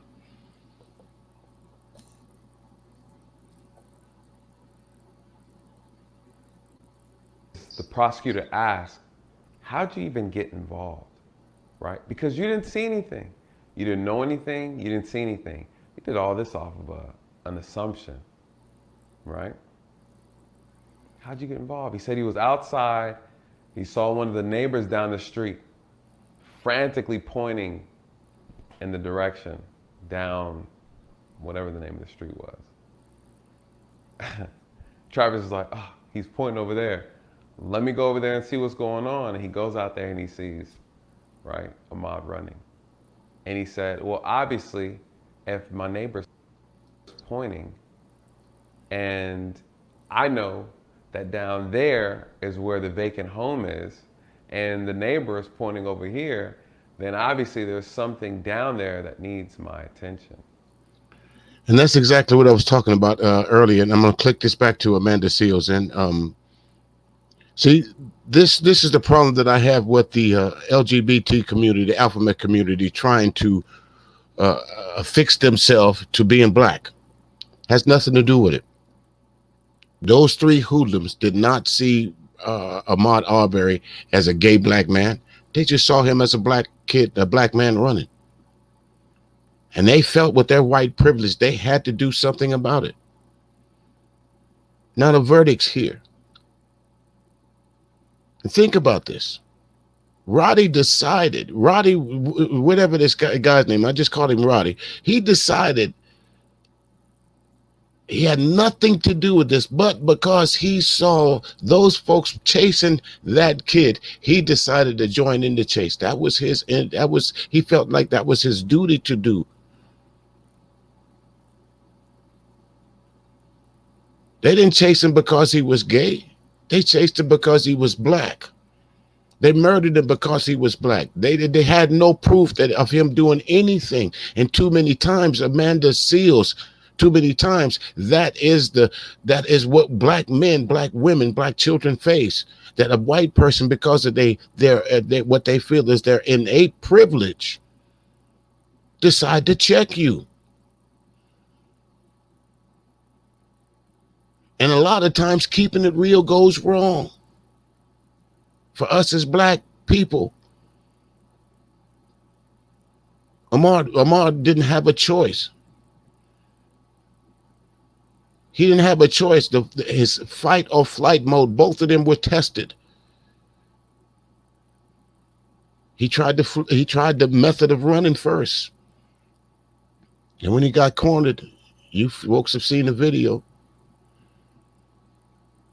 He tried to fight. Travis McMichael's guilty on all charges, as well as he should be.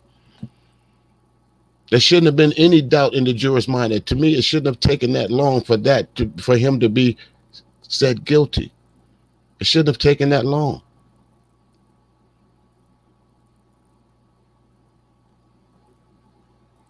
You on your porch, and you in your truck, you run in your house, you grab a shotgun and a pistol, you chase somebody down in a truck, you kill them. The police walks up to the vehicle. He doesn't ask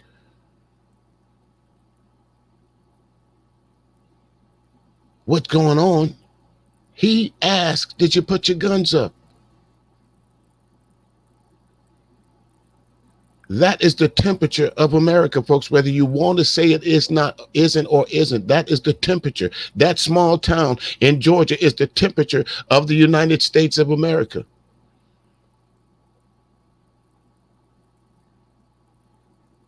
That is the temperature. Because whether it's legally sanctioned or whether it's so-called citizen's arrest, it's okay to kill a black man. It is. You can argue the facts all you want to. Facts is facts.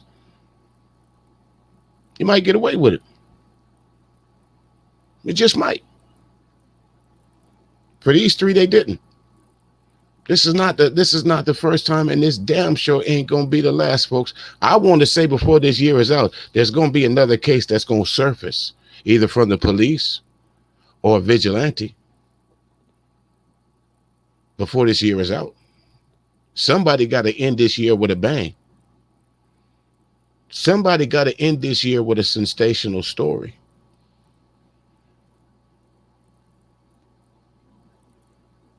That's right. News. If it not for the idea of one reporter going and challenging the system, they were willing to sweep this kid's murder under the rug. So much so that his mother thought that they would never see justice in this. Days had passed before anyone decided to say something about her. Almost months had passed before someone decided to do something about the murder of her child. Then this defense attorney has the audacity to say he had long legs and dirty toenails, like we were supposed to let that go. Where you at? Content creators. Why you ain't talking about that? Why isn't that the focal point of your stream? That this lawyer, this defense lawyer, did everything he could to turn this trial into a racial circus so he could get it dismissed. He tried everything he possibly could. We don't want them black lawyers. We don't want them black pastors up off in the courthouse. How many black pastors does one family have? And every day almost to the closing of that trial, that's what he did. He tried that. When he knew there was no defense, he was trying to defense the undefensible. You might as well have took the money that they paid him as a lawyer and threw it on the floor, dropped it on the floor, and let him pick it up. There was no defense in those three. There was none. Where you at? Where you at, content creators? Why ain't this on your sheet this week? Kevin Samuels, y'all too busy talking about him? There was a stream that I went to, and I said, I don't mind calling folks out because I don't have nothing to lose here. If somebody flags my channel, guess what? That don't close my voice down.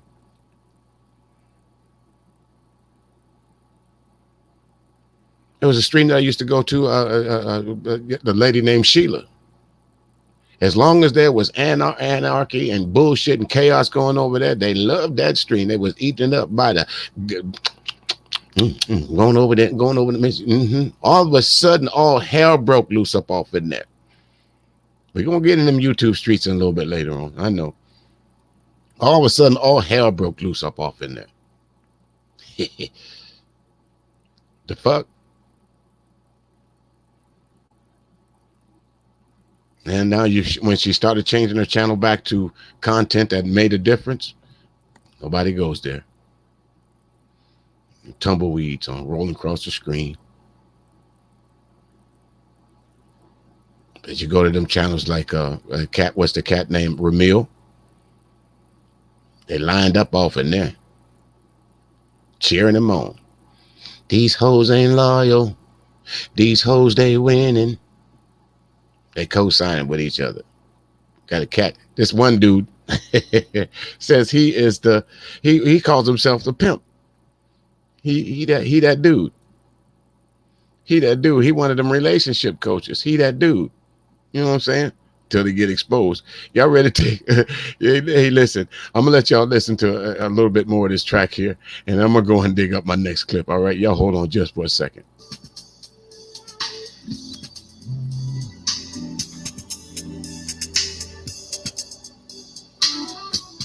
Yeah, where you at, Tasha K? Good one, Snoopy. Where you at, Tasha K? Why you ain't talking about that?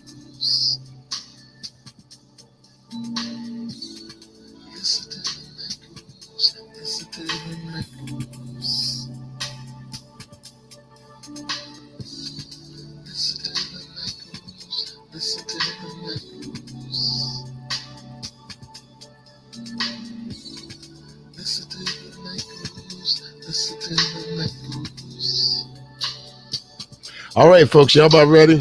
I tell you what, again, I called out a few of the content creators by name. Again, you know, it is what it is. Hey, I'm called by name, but there's a content creator.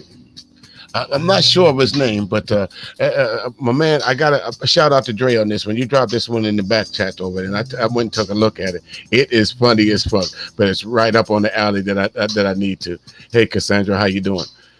It's right up on the alley right there. Let me drop this in right quick, like.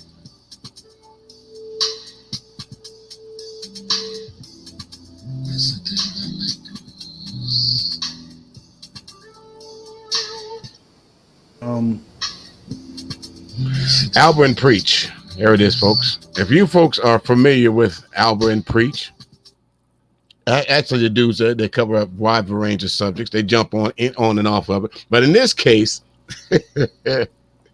you know, a lot of times you go into the YouTube streets and they're always telling you, I get more pussy than they can shake a stick at. Yeah, it's about to get raw up off in here. I get more pussy. I got all these women. I'm this, I'm that. I'm this. 6-figure nigga.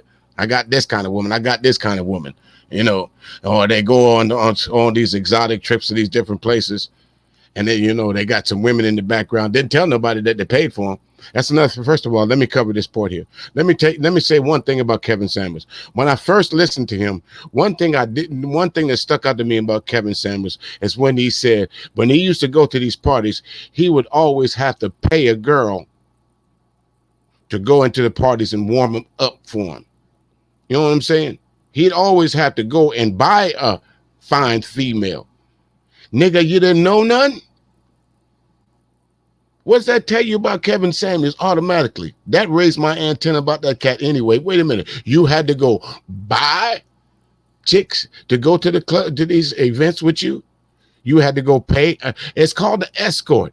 You know what an escort does, folks? An escort will do anything you want them to do, but first thing you got to do is give them that money. If you want sex, you got to give them that money.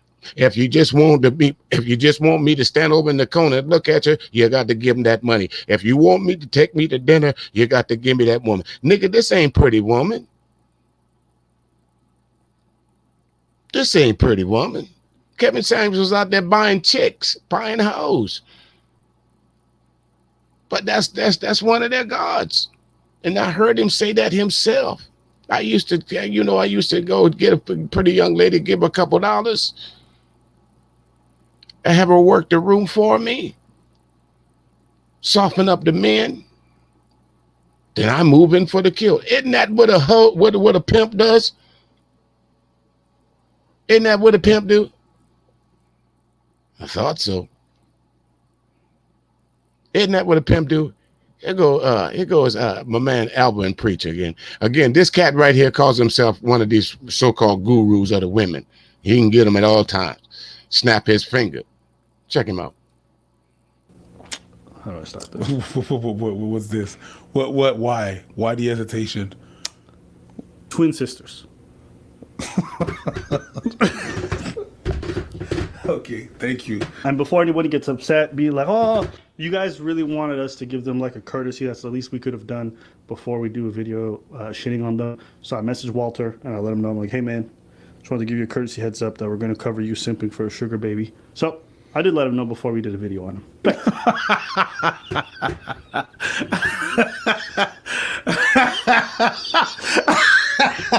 Oh my God. See, we learn, we grow, we get better. So I'm going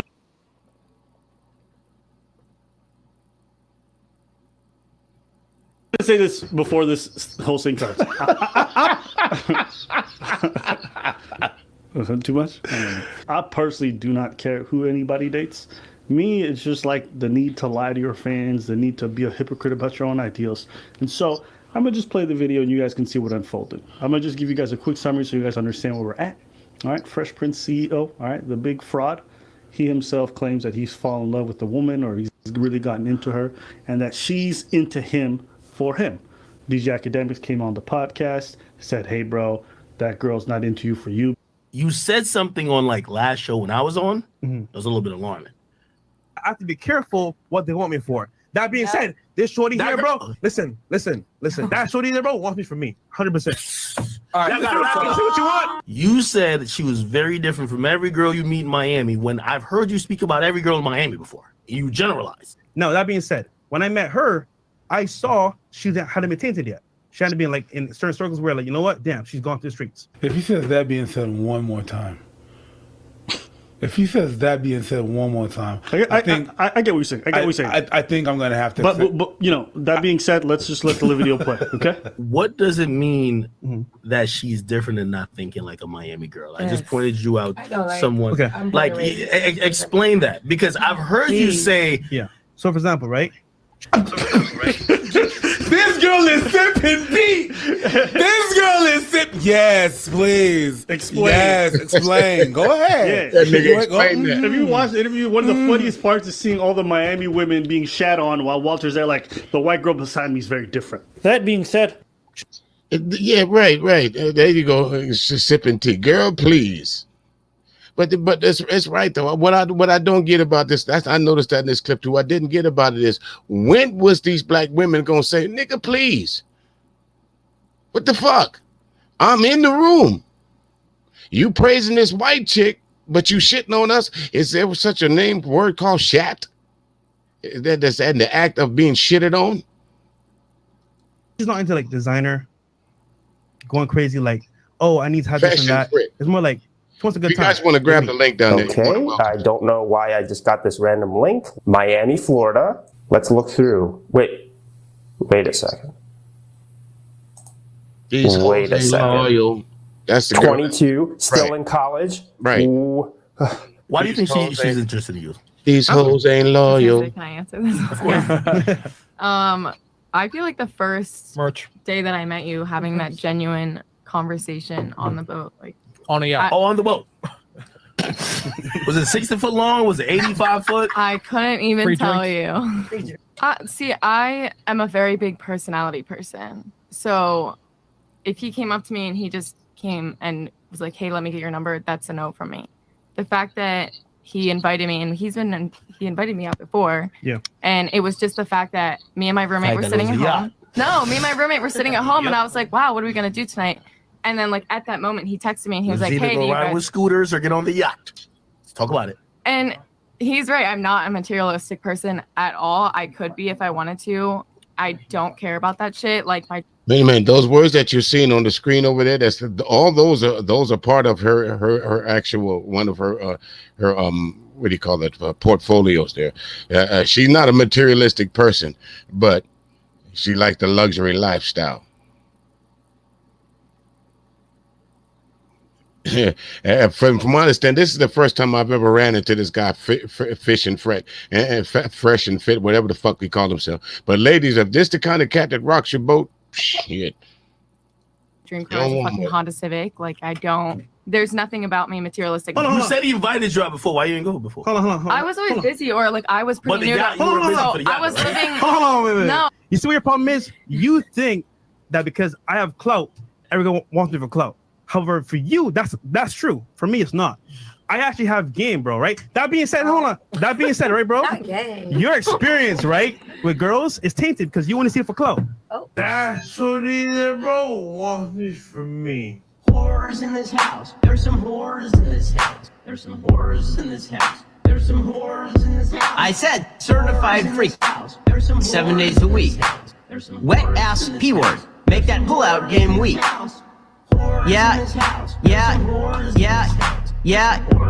you effing with some wet ass P word. Bring a... Can you explain what's on the screen? Her getting cash apped. That being said, I want to get to know the real you. I don't want to get to know you from your podcast. I still don't want to. Can I ask you?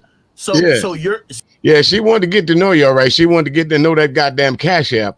So you're essentially basically proving what they say is wrong in terms of you don't give a fuck about a high value man, right? I don't know. Like, that's... You don't?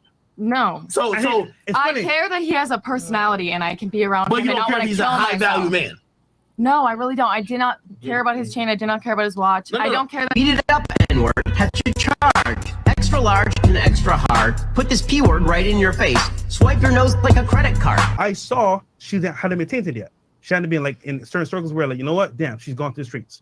Dude, she doesn't want clout, bro. Honestly, she didn't want to do this live stream. She's doing this for me, so I appreciate her for that. Do I know you? Do I know you? I do a kegel while it's inside. I actually have game, bro, right? Game. This is your. Wait a minute. Did I hear that correctly? Did she actually say to him, do I know you? He leaned over for the kiss. That should have been a this magic moment. So rich and pure. Supposed to lean over and get him a kiss. They on the video trying to prove. If that was, she avoided that kiss like the plague. The fuck? But they in love. Some hoes in this house. Do I know you? Alpha male dating coach. But anyways, listen. Do I know you? Do I know you? I do a kegel while it's inside. Spit in my mouth, look in my eyes. Look at that face. Do I know you? Do I know you? See that? See that? See what happens? See that when you perpetrating a fraud, when you keep believing under that idea of fake it till you make it, won't come back to bite you in the ass.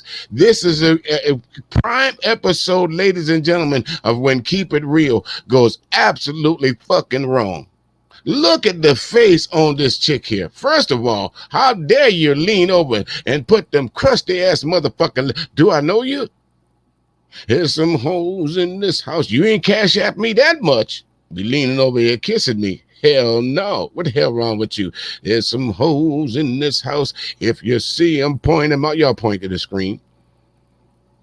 But she wanted to get to know his personality. So submissive, right? Right there, right, Short? This P-word is wet. Come take a dive. Beta bear. And personally, like I said, I'm thinking, let's just watch. Never forget this man has 1,000 body counts, okay? This man slept with 1,000+ women, okay? Oh my goddamn Like, way. beginning to end, So how we met, the honest truth, no cap. with no cap, we met on Seeking. Yes, so we met on. But this is a cat that's got $1,000 body count, but they met on a fucking dating app. Huh? Beta male, you're right. Right. First of all, if you got to put your chick on to prove who you are or what you do, you already lost anyway. So I guess in a case like this, the hoe did win. Because you said, matter of fact, because you checking right now to see if that cash app went through. That's what he doing right there on the phone. I'm gonna cancel this shit right goddamn now. I'll fix that shit. You had no kiss, huh? All right. Refund. I'll fix that. Look at her. Does she look like she want to be there? Think not. There, we definitely spoke, and then I got Instagram, and that was it for like a couple months. Yeah. And we didn't talk for like a minute. We didn't talk for like months because I didn't really want to meet people for a while. I was kind of taking a break because I had an interesting like living situation at the time. Mm-hmm. So I was not meeting people. We're talking about the translation. I needed my rent paid. Savagery of women nowadays. Yeah. Last week you were with this dude. This week you're with this dude. I see everything. I'm not gonna say no names, but I will say she's here. Oh, and she's beside fresh. Oh, beta girl. Come on now, but she's supposed to be for you. She ain't for the streets. Last week now, she was on the program prior to that, but here you are trying to prove that you a Mac daddy when you got a hoe. Like my man says, he said you bring a $2 hoe to a Mike Tyson fight. Come on now, the fuck. What do you? She wasn't ready to date. Oh, dear. Dude, she wasn't ready to date. She wasn't ready to date. Let's just keep watching. Oh, you got something to defend yourself, Miranda? I feel like people are trying to expose me, but like you have to like date around. I don't know. Hold on, you gotta come back. Let's normalize playing the Bachelorette in your personal life. You want to have a hot girl summer? All right, bitch, you're gonna have a bunch of hot girl summers by yourself. Pause. Don't. All I'm gonna say now, nigga, it's my turn. That's all I'm gonna say. Okay, next. It's embarrassing for a man to marry a hoe and try to turn her into a housewife. You know what's the scary part, man? Fatality. If you ask your wife for one of these girls, bro, and you take it seriously, she can't have a pair bond. So what happens is you wife her up, you take her in, and she's hella muscle on her body. You know what I'm saying? And at that point, what do you get? A used, beat up product that can't even work properly. I didn't say nothing. It's Myron. It's not me. It's Myron who's calling him out. Let's go. She want to be a bachelorette. Let her live her best life. Hold on. Let's normalize playing the Bachelorette in your personal life. We do what guys do, and then we get so much shit for it, but y'all do it, and then you're like, yo, bro, that's savage as fuck. Like, You can't even be a fucking decent woman and not be a slut? Fuck out of here, bro. No. I don't know who this clown is, but you know, he keep yelling like that all the time. He's not gonna make it to 60. He's gonna have a heart attack. But anyway, fresh and fit, you've been exposed, bro. There's nothing you could say after this. You should just go ahead and close down your YouTube site, close down your website, and say going out of business sale. Because anyone that followed you that saw this video here should take you serious anymore. But you know there's some dumbasses that will. There are some folks that still consider you a relationship expert. You dumb bitch. I'm not fucking insecure. I'm very secure in my goddamn confidence. I don't want to fucking wipe up no hoe. All right? And I'm tired of women out here telling dudes, small dick energy, you're insecure. Bitch, I'm not going to the Lamborghini dealership with 300 bands for a Lambo with 200,000 miles on it, bro. It's bullshit. I need you guys to hold these women accountable too. They gotta meet your metric. We don't want hoes, okay? You want to be a hoe? That's fine, but you gotta lay in your fucking bed and sleep there. Most guys, in reality, are not going to accept you for being a hoe and put a ring on it. It's always gonna fucking bother them. Okay? All right, let me go ahead and drop the reel here on you for a minute. Let me tell you something. There's some guys out there that the crack of dawn ain't safe. If you hold a snake open and remove the fangs, they'll fuck it. And you're not going to tell me in my travels there's absolutely Trump. Some men will fuck anything at any time, long as it's wet and it's breathing. Yes, it will. And vice versa. Some women will fuck anything. But this cat right here is saying that he don't want a woman with this or that. Come on, man. The chances are at your age, you're not going to find a virgin anyway. And if you're looking for a virgin at 36, that should be telling you something wrong already. I don't want no one. Shamalam. Stop it, Shark. Shamalam, right. I don't want no goddamn woman at 36 years old that I got to teach how to have sex. Fuck that. You mean to tell me 36 years on earth and you ain't had no desire to have no sex? You were waiting for the right man. In 36 years, you ain't found one? And it ain't gonna be me. Damn that. Because whatever you've been doing for this 36 years to say no, ain't no way I can compete against that. Shama-lama, do-damn. These cats. Hey, Short, what time are you going live at 10:30? Am I correct? Eastern Standard Time? All I'm gonna say now, nigga, it's my turn. I don't even subscribe to this thing. This is their ideas. These are ideologies. By their definition, she is what she is, right? They consider her a hoe. That's the red pill movement. That's them. I'm not mad at it. But Nick, Myron is. Bitch, it's bullshit. We use trigger sites, right, to hit up girls, and we don't pay a cent, and we go with them, we get it for free. So, that being said, she told me, hey, I was on Seeking, and I said, bet. I go on there anyway, talk to chicks. We met on Seeking. Yeah, so we met on there. We definitely spoke, and then I got Instagram. She told you, she ain't tell you on the yacht, nigga. Nigga, we went on multiple dates after the yacht. She's like, yo, I gotta be honest with you, right? Because I don't want to mess up anything in the future. Most girls that you meet, bro, are on something, bro. They might not tell you. At least she shorty told me, bro. Like, the fact she told me, I was like, but you know what? I respect that shit. If I know guys are paying you to smash, that right there is a red flag for me. What the fuck is she doing on there? Okay, so 100%, bro. I don't know what she's doing on there.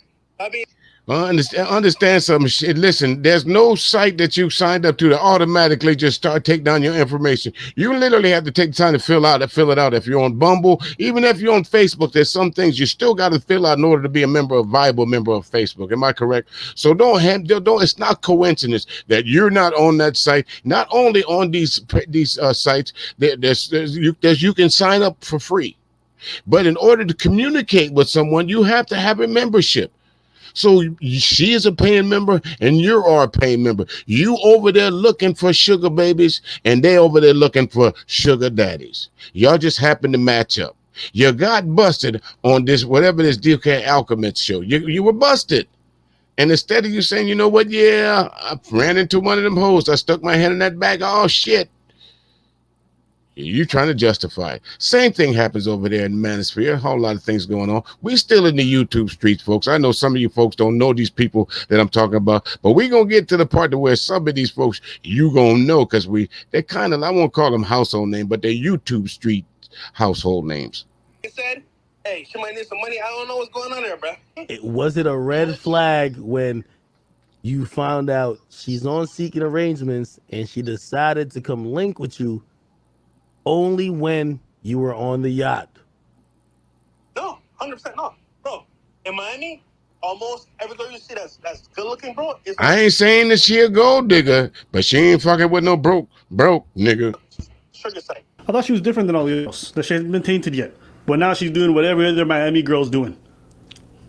Okay. To be honest. So, my honest to God truth body count, bro. No cap. You ready for it? It's over 1,000. I'm dead ass serious. I remember I told you, right? I told you about Barbados when.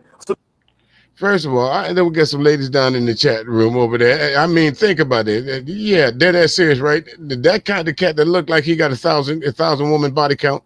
You mean tell me you done spent that much on buying some cooch? That you got 1,000? It's over 9,000. It's over 1 billion hoes. 1 billion hoes served. But you know, again, if that's the kind of guy she fell in there, Listen, guys, I'm gonna break it down for you, right? So doing live right now.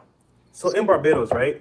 I can tell you before, there's a whole culture of women coming from UK, coming from like, you know, Italy. Because the way you talk about women, especially because you're in Miami, you just proved that saying that if she's here and she's new, those rules don't apply. You don't talk to just a Miami audience. You talk to an audience that's literally all around the world. So you're pretty much telling your audience, everything I tell you doesn't apply to y'all because you're not in Miami. I thought you were giving universal rules. That's hold on. Hold on. About her I got you. No, I know. Yeah. But I'm talking about how you are saying she doesn't apply to many things that you would say about the normal. Because not everybody that follow them are from Miami. That's my point. This advice doesn't apply to everybody, right? Because they live in that place where you've been in Miami, it's a weird spot. It's gonna warp your view of ladies, right? Sure. Oh yeah, they're all on sugar babies. It's like they're all just selling their pussy.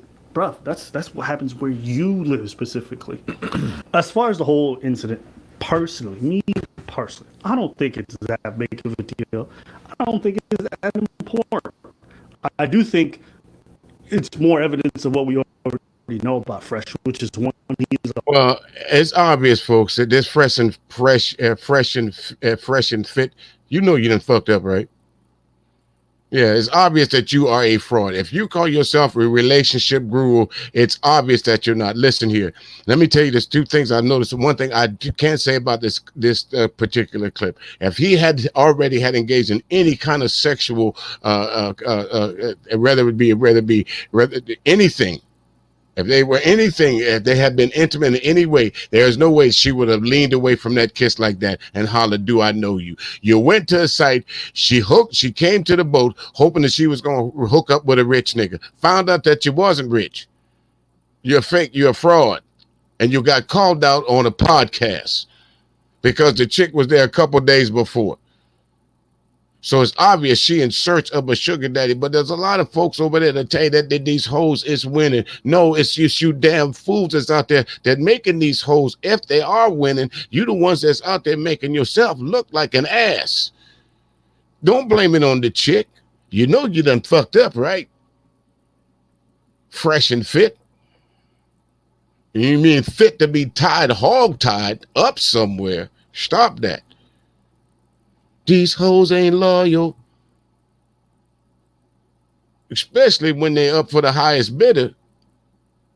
You're ready for the next clip here. Let me throw some more music at you while I go dig it up, all right? I'll be right back.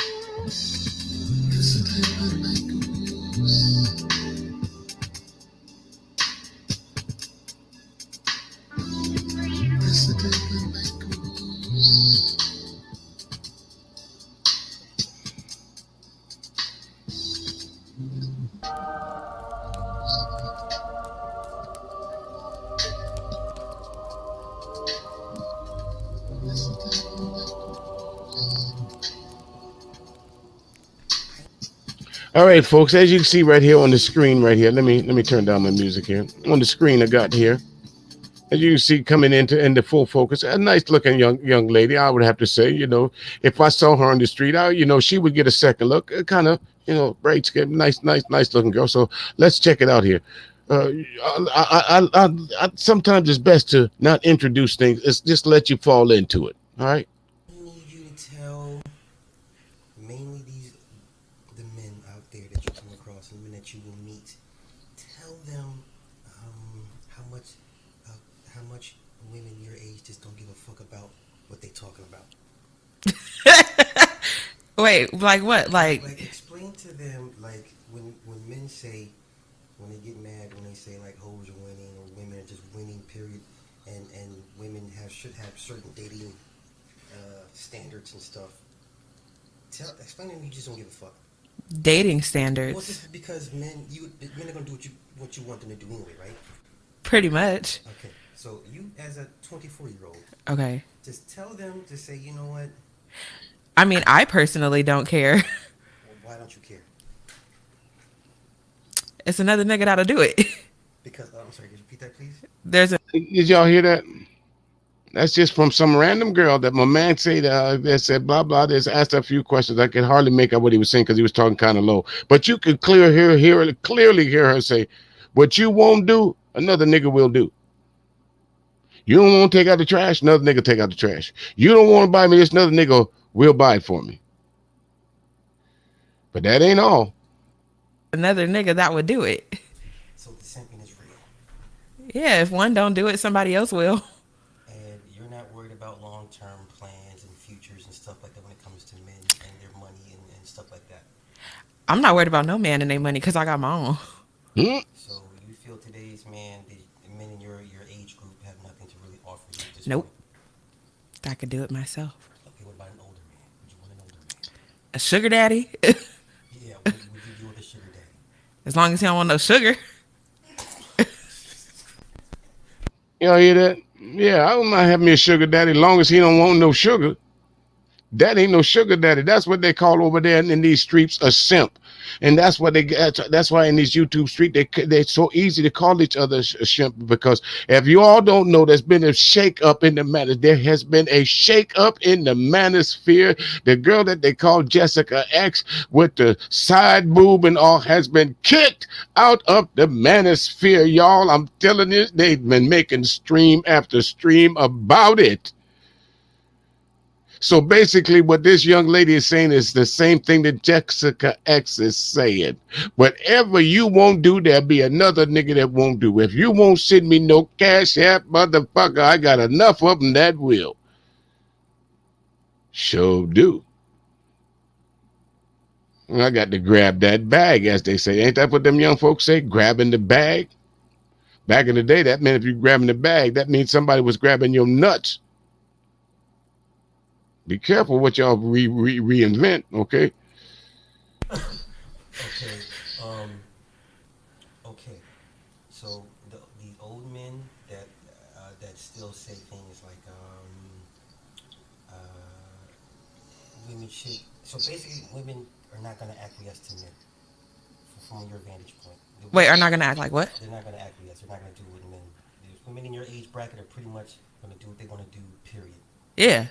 And it's up to the men to decide if they're going to deal with you or not on your terms and conditions. Correct? Pretty much. Okay, so if a man has a lot of money, are you still going to do what he wants you to do? I don't even do what my daddy want me to do. Okay, so again, that's one of you. Did you hear the question? So if a man has a lot of money, does that automatically mean you're going to do what he wants you to do because he had a whole lot of money? Now, if you listen to Kevin Samuels, if you listen to the Angry Man, if you listen to BGS, if you listen to all these so-called gurus of the motherfucking YouTube streets, they'll tell you being a high value man is meaning you got to have a whole lot of money.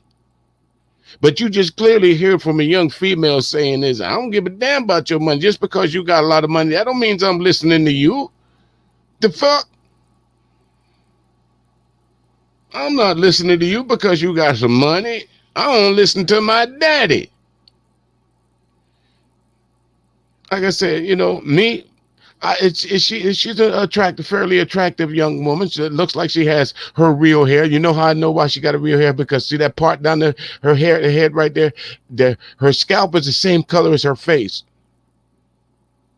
See, it's little things like that when you from the old school, from when you a real old school player, that you notice shit like that you ain't got to ask no questions. Also, me, I'm one of them old school players that I know right now that I would not be interested in this young lady, no matter how fine she was, because number one, she didn't understand what words meant. So that tells me no matter how good the sex is, after the sex is done, I can't have no conversation with her because I can't use no big words. I got to find all the 3-letter words that I possibly can to hold on conversation with her. And that to me is not good. So again, for all you folks that fall into this, understand that if you don't properly vet your so-called would-be female, if you don't set some standards for yourself, then anyone can sit in this chair and get some money out of you.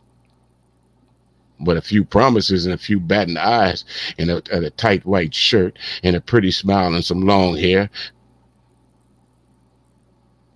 Not me though, because I'm from the old school.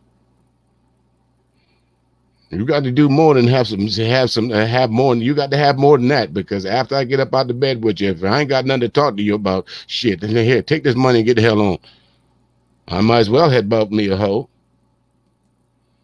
So it doesn't matter if he has money, status, class, none of that. If he just doesn't do it for you, you're just not gonna listen to him. I mean, I'm not a child, so I'm not gonna listen to anybody because I'm no longer a child. So I feel like if you didn't give birth to me, I don't have to listen to you. I'm not a dog, so I'm not going to be obedient. I'm not married. So unless I have a ring on my finger, then you're not going to tell me where to go, how to go, and all that. But to get to marriage, don't you at some point have to listen to what the man says to your fiancé? Like when you say listen, I feel like I'm a child, so I don't have to listen to you out of respect. I'll take what you say into consideration and, think about whatever it is you're saying. I wouldn't do nothing disrespectful, but listen, I'm not a... Would you be a submissive woman? I feel like when people say submissive, they use that term real loosely. When I'm thinking of submission to a man, I feel like I need to just hold myself to a standard of being respectful and knowing that, I'm not going to do nothing out of line because I got a man. But listening Like, I feel like when you say listening, it's like, don't go here because I said so, or don't hang with this person because I said so. And I ain't doing that. Okay, final question. What And again, folks, this is a 24, 25-year-old female. So just think, if she's think that at this age, now think if you think what they call the older ladies that's already set in their ways. You think that you going, but as Char said down in the chat room there, you know, once y'all ladies hit 25, y'all ain't no good for nothing anyway. You know, so what the fuck? Why they even worried about that? That's according to them. I don't say that. I find value in all women, regardless of their age. Until you show me you have no value, then that's it. It is what it is. I'm sorry, but you know, I consider myself a grown man, and ain't shitness, whether it's male or female. It is what it is. Now, I also understand something, just like this young woman said, what you decide that you don't want to do for a woman, there is a man out there that may want to do that. And understand that there comes consequences with that. And that just because you can cough up some money, that don't mean that makes you high value. And that also damn sure don't mean that that woman is going to listen to you. Are you fucking kidding me? And you hearing it from the mouth of a female. But like they say, you go over to them YouTube streets and they tell shit, submissive. Shit. You're going to hear about it later. We still into them streets, yo. You see a guy, what does he have to be like, okay, I fucks with him, I want to fuck with him. What does he have to have?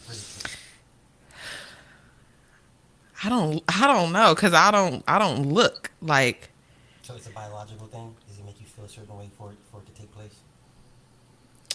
Yeah, I guess. Like, I don't know, like,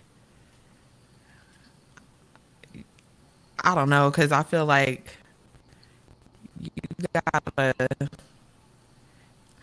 I don't know, because I don't look for something. I'm not like, oh, I like him because of this. Like, I just feel like it's the way a person carries himself, and they're right. And I'm going to cut this short because I'm getting lost in time. I want to get to the end of this because after we're done here, folks, I want y'all to run on over to Char Willie's broadcast starting at 10:30 Eastern Standard Time. That's 9:30 Central. Jump on over there and check out Char Willie and Classic Ruby with Conversations of Char. So I'm going to start winding this up here. Let me run a brief synopsis over this right here. And what this young lady is saying is absolutely correct. There's no getting around this. There's no getting around what she's saying. It's called chemistry. It's called pheromones. You know, think about this, folks. Of all the people that you run into on a daily basis, there's only a few of those people that stand out so much that you think about them, or you hope that you run back into them. Understand what I'm saying? And there's only so many women on this earth that you actually run into, and you have that eye contact with it. You know, it's just something about her that you're not going to forget. You know, or if you're in a place to where there's to me, I'll have to say this: every woman has a unique. I won't even call it. Some people call it sin, but I'll say every woman has a unique calling card by sense, pheromones, or whatever. And there's only a few men that pick up the right signals from her calling card. And that's just by nature.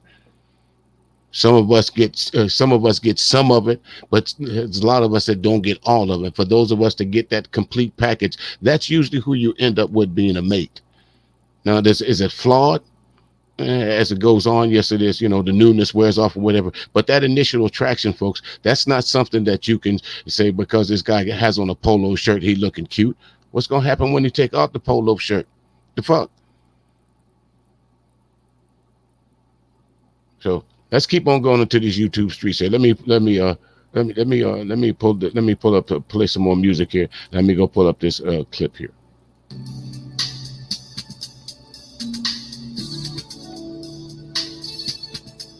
Yeah, you know you done fucked up, right? You're getting ready to get hot and heavy into them YouTube streets. Again, folks, I saved this kind of for the last because I don't want folks coming over here flagging my goddamn channel, talking about you can't talk about me like that or you can't use my likeness. Again, folks, you put it out there for fair game, fair use. So it is what it is, okay? Don't get mad at me. because you put your shit out there, and now I'm using it to, you know, I'm using it. I'm using it. Y'all ready for this? Come on, let's take a ride down these YouTube streets. It's gonna be funny.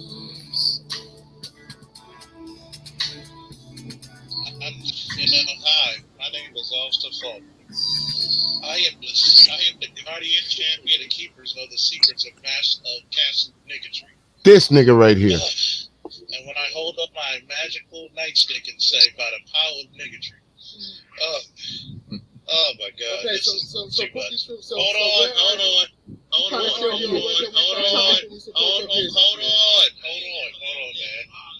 You trying to support my business. Hold on. Why are you? Hold on. You trying to sell me a bridge? You probably trying to scam me. The man. Hold up. With your NBA? The man. Hold up. I'm just gonna say this in the most calm. Hold on, truth. I'm gonna say this in the most calm and hey, who is that bringing this to mic? That's true. Somebody need a stop. That's true. That's true. Practicing the second job. But anyway. As a phone sex operator. You know, y'all understand something. Y'all looking at, if you can look at this panel here, you know, normally I'll make it a little bit bigger so you folks can see, you know, you won't see the chat room or whatever, but if you're looking at it, you can see what's going on here. And this particular guy that you just keep reading some of the chat room. First of all, what is this officer of the goddamn law? He calls himself. If y'all been around, again, y'all heard his voice. Y'all know who Officer Faulkner is. Y'all know what his avatar is. So what the fuck is he talking about? What is he talking about? I got cold black. Cold black. Jesus, cold black. I need backup. It's a cold black. Hey, did y'all actually read what Jerome said? No. I wish that y'all what I was saying. What do you think about what I'm saying? Because I responded to what Jerome said. But I got a question. We never read what Jerome said. Yeah, tell Jerome go get the bear. That's actually true. Charles, just answer this shit because you're gonna keep trying to defend. Hold on. Number one, to Jerome, may you eat a bunch of horse sticks and choke on them. What grown man says shit like that? Who the fuck says this shit on a panel? What's all this shit about eating horse dingalings? Is that the best come up with? Is that the best cut up line that you can come up with? Why is it so? And you wonder why folks sit in these chat room and cause you folks are being, how do you say, limp wristed? You mean to tell me you couldn't come up with it? Gets worse, folks. Y'all know you. Wait a minute. You know you done fucked up, right? Y'all put this shit out there. You know you done fucked up, right? Eat a horse dick. You couldn't have thought of nothing else to tell a grown goddamn man. Right. Okay. That was last week. Don't say nothing. Oh, that was last week. So he said that same joke last week. It didn't go over well last week, so he tried to throw it again this week, and it still didn't go over well. Officer of the god dang law. I'm glad you chose that profession and not being a comedian. Hold on, Truth. Hold on. This is what you need to do, the man. Yeah. This is what you gotta do. Hold on. You gotta listen. The thing I gotta do is say black and die. I ain't heard that in a while. Like, you're gonna have to bring up some sources. You're gonna have to bring up some proof because right now it's looking bad. Where do you get your stats from? Everything that you think you know about your Where do you get your stats from? If y'all don't know this voice here, this is called BGS. Where do you get your stats I from? affectionately call him, y'all call him BGS, the master teacher. I affectionately call him BGS, bubble gum shit. Because that motherfucker ABC already been chewed up. Stop this. Where do you get your sources from? This is the master teacher. Who has thousands of people in his stream, that he comes into a stream and they talk about, hey, the master teacher. The fuck? Listen to what he says. This is the master teacher, though. African, right? You said 1.5 trillion dollars is spent by women on hair care, right? I'm trying to figure out how the fuck you African. Hold on, you talking in other words, it's okay. Don't worry about it. 1.5 trillion disposable income, right? Right.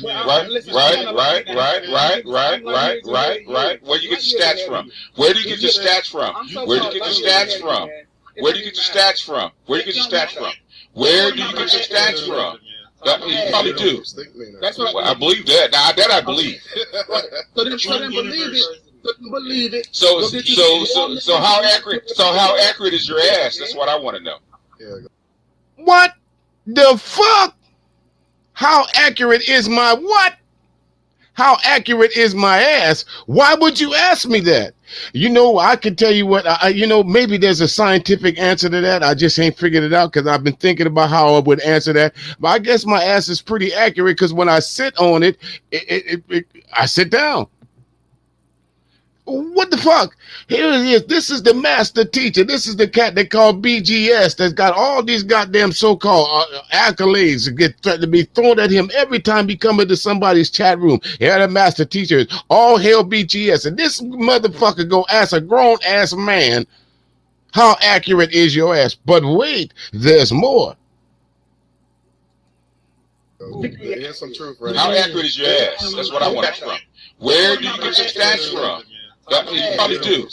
That's what I believe that. Now that I believe. So then believe it. Believe it. So how accurate? So how accurate is your ass? That's what I want to know. Here's some truth, right? How accurate is your ass? Right, I'll agree with that. It's all right if you're talking about somebody about bringing up stats. So that's what I would have asked him. How accurate is your stats, my man? Where are your stats? Where is your numbers? What is you coming up to bring to the table to say you're right or wrong or prove me right or wrong? Where are your stats? I wouldn't ask him how accurate is your ass. Accurate for what? For you to aim at it? For you to run up in it? What you asking me for? There's some shit as a grown man, I don't give a damn. You don't ask another man. Number one, you don't ask a man what the size of his tallywhacker is. A man to man. I have never asked my brothers, my cousins, my uncles, or any other man across the board, what size is your tallywhacker? I don't give a fuck because I don't want to know. And I'm not going to ask no man, how accurate is your ass? Accurate for what? Or is you pitching or is you catching? Which one? The fuck? But that's the master teacher, folks. That's the folks who they run to for their source of information. Be careful of them frost poppers. Like I said, you done fucked up. You put shit out there in the universe. Now I got to correct you on this. Correction and instruction. Don't get mad, nigga. Don't flag my channel. Just take it in stride. Correct yourself. Don't ask another grown-ass man how accurate is his ass. And I won't have to correct you. You don't do that, master teacher. That's what I want to know. I want to have your ass tested for accuracy, sir. I ask a lot of questions, man. To keep the spirit, BGS. This brother's inquisitive. He asks a lot of questions. And I ask a lot of questions. You know, I want to ask you a question. Can the man please show up for ass testing in room 13, please? Ass testing in room 13. The man, paging the man for ass testing in room 13, please. We need an accuracy test right now, sir. When you get your man, bet you would love to check my episode. Listen. You see there? Well, see, that's what I'm saying. When you say shit like that, whether you're joking or whether you're dealing with a troll or whatever, you open yourself for shit like that. I bet you would like to check my asshole. You see what I'm saying? As a master teacher, my man, BGS, you wouldn't do shit like that. A motherfucker knows better. Grown man knows better. I don't give a fuck how mad at you. That's not how I'm going to come at you. Fuck what I say to you. In room 13, what the fuck? Hey, right, that's a grown man. Thank you. Awful lot of booty talk ain't the damn neat. Awful lot of booty talk. For grown men to be sitting on the panel, that's an awful lot of booty talk. Booty talk 7, booty talk 8, booty talk 9, booty talk 10. Them's porn videos. Booty talk. I done watched a few of them. But I seen the men talking to women, but I ain't never seen no bunch of grown men sitting up on no panel at no 8, 9 o'clock in the evening talking about booty hole check in room 13. No, folks, I don't give a fuck whether you're joking or not. I'm not gonna do that. Maybe I'm wrong. Maybe that's the new way of doing things, but I'm not gonna do it. And no man that I hang around, I'm not gonna officially affiliate myself with a man that will think that's all right to even joke around with. Sorry, no. Right, booty, booty, booty, booty, rocking everywhere. Come on now, stop it. Can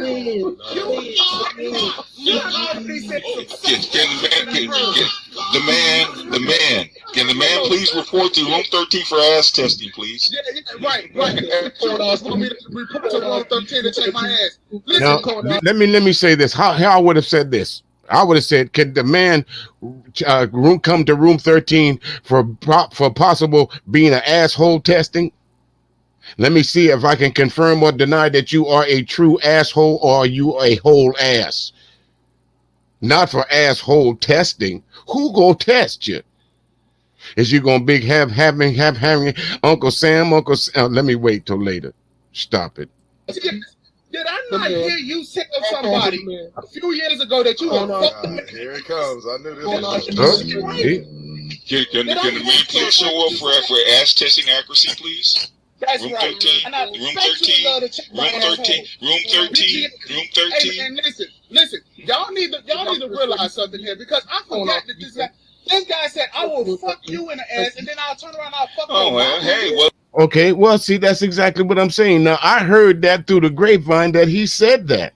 How do you get away from that? You can't. He didn't say that last week. He said that a couple years ago, and it's still haunting him. You see what I'm saying? There's something as a grown man you do not say. You do not say, "I'll fuck you in the ass, fuck you in the ass, and fuck you and fuck your mama," and then turn around and make you like it or some shit. Like grown men don't say that to grown men. I don't give a fuck what the situation is, not unless you plan on doing it, or not unless you've done it before. Sorry, folks. You know you done fucked up, right? You put it out there. I'm not the only one. And don't get mad at me. You see what I'm saying? I just got to call it out. This is the master teacher. If he was sitting there talking about some ancient hieroglyphics or giving some correction instruction on world history or black economics or something like that, yeah, I can see you call him the master teacher.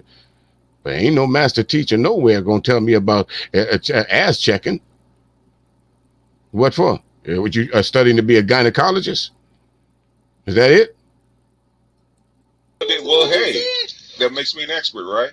Why would you say something like that? Right. Why would you say something like that? You said to another man. Did you listen to it? It's equivalent of saying telling another man. Did you listen to it? It's an equivalent. Why are you asking? You heard it. You heard it, didn't you? Did you hear it? Did you hear it? I don't care what the fuck you would do. I don't care what the fuck you would do. I don't care what the fuck you would do. No, I'm not bisexual. No. Why would you say something like that? Why do you think I said it? Yeah, because you're homosexual. That's why. How do you know? How do you know? Were you sucking my dick?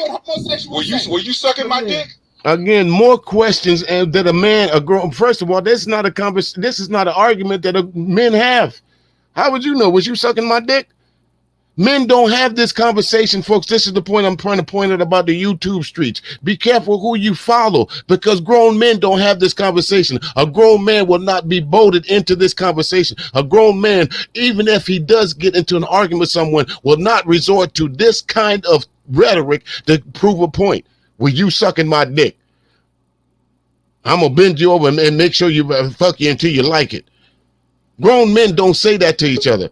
They don't give a fuck what nobody say.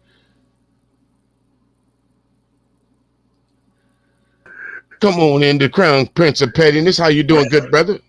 What in the homosexual? Right, what the fuck? Yeah. Right, what the fuck is going on here? It's just what the blue balls is going on here, there, goddamn pimp. What the fuck? I can't like this one right I know, eyes watering. That's the same thing I went through. Fuck. People snitch on each other so much. Right. Is he dry snitching or what? What the fuck? he already told the dude he'll have, he'll fuck him in the ass and make him like it. So this is actually light. Right. He just confirming it. Oh, come on up, big brother. Hey, how you doing, Commander? How you doing? Right. Do not pass go. Do not collect. I told y'all, folks. For the rest of the year, from now on, every stream that I do will be about this. Y'all want to put this bullshit out here in the YouTube streets? Okay, let's talk about it. Come on now. Yeah. What's going on there, Devil Dog? How you doing? Please bring those. What you think, man? What you think, Cerulean? Come on, bro. I'll be honest. Is this a conversation that you would have with anybody? Honestly. Depends. Am I watching the Boondocks? Okay, all right. And you just repeat. Okay. Who the butt cheeks? Right. Right. Come on now. Gangstalicious. I got right. Gangstalicious. I see you. I want you. Now you can do this the easy way or the hard way. The choice is yours. Right. The choice is yours. Chris Hansen. Right. What you doing in here? But let's listen to some more of this shit show, folks. These are actual recordings from panels that go on for hours. These are grown men on panels arguing with each other. CIA. Were you sucking my dick? Were you sucking? Ain't that a conversation to walk in on? Were you sucking my dick? Imagine going into a panel for the first time. When you click on that's what you heard. Were you sucking my dick? Sucking my dick. Were you sucking my? How do you know? Room 13. Room 13. Room 13. Hey, and listen. Y'all need to realize something here because I forgot that this guy said I will fuck you in the ass and then I'll turn around and I'll fuck. Oh well, hey, hey, that makes me an expert, right? Did you listen to it? Why would you say something like that? Why are you asking? You heard it. You heard it, didn't you? Did you hear it? Did you hear it? I don't care what the fuck you would do. I don't care what the fuck you would do. Are you? I don't care what the fuck you would do. No, I'm not bisexual. No. That's in question right there. Oh, wait a minute. How do you know? No. What's your problem? Oh man, that shit is my problem. Oh, that shit's your problem. I went a little bit too far. Gave it away. Hold on a sec, folks. Oh Lord. Oh Lord. But anyway, I'm going in there because listen. This whole conversation about grown men asshole checking, grown men sucking penis. Yeah, that's a conversation I would expect two grown ass gay men to be arguing about. Did you suck my dick last night? Hey, they supposed to, this is an advertisement, right? They're supposed to have a convention in December. Yeah. It's the Double D's and Jock Straps convention. Sponsored by St. Kevin, and the guest speaker is going to be Fleece Johnson. It's going to be done in Atlanta because I didn't hear about no women showing up. It's going to be some cats there with some high body counts, from what I understand. Body counts. You know what I'm saying? Here we go, folks.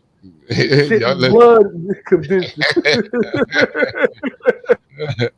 Listen, here we go. BGS on your left. BGS on your left. All right. On your left, BGS. On your left, BGS. On your left. Welcome back. All right. What's up, family? What's up, CIA members? Yeah.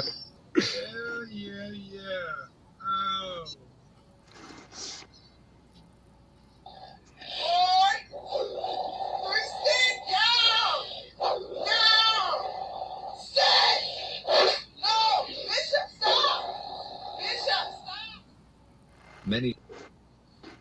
I confess up to whoever's listening right now, there's no other penis in the world than Game Changer, and I'll put my hand on the Bible. If you got anybody you can call to back that up, because you saying it don't mean shit. I need you to call and prove that shit.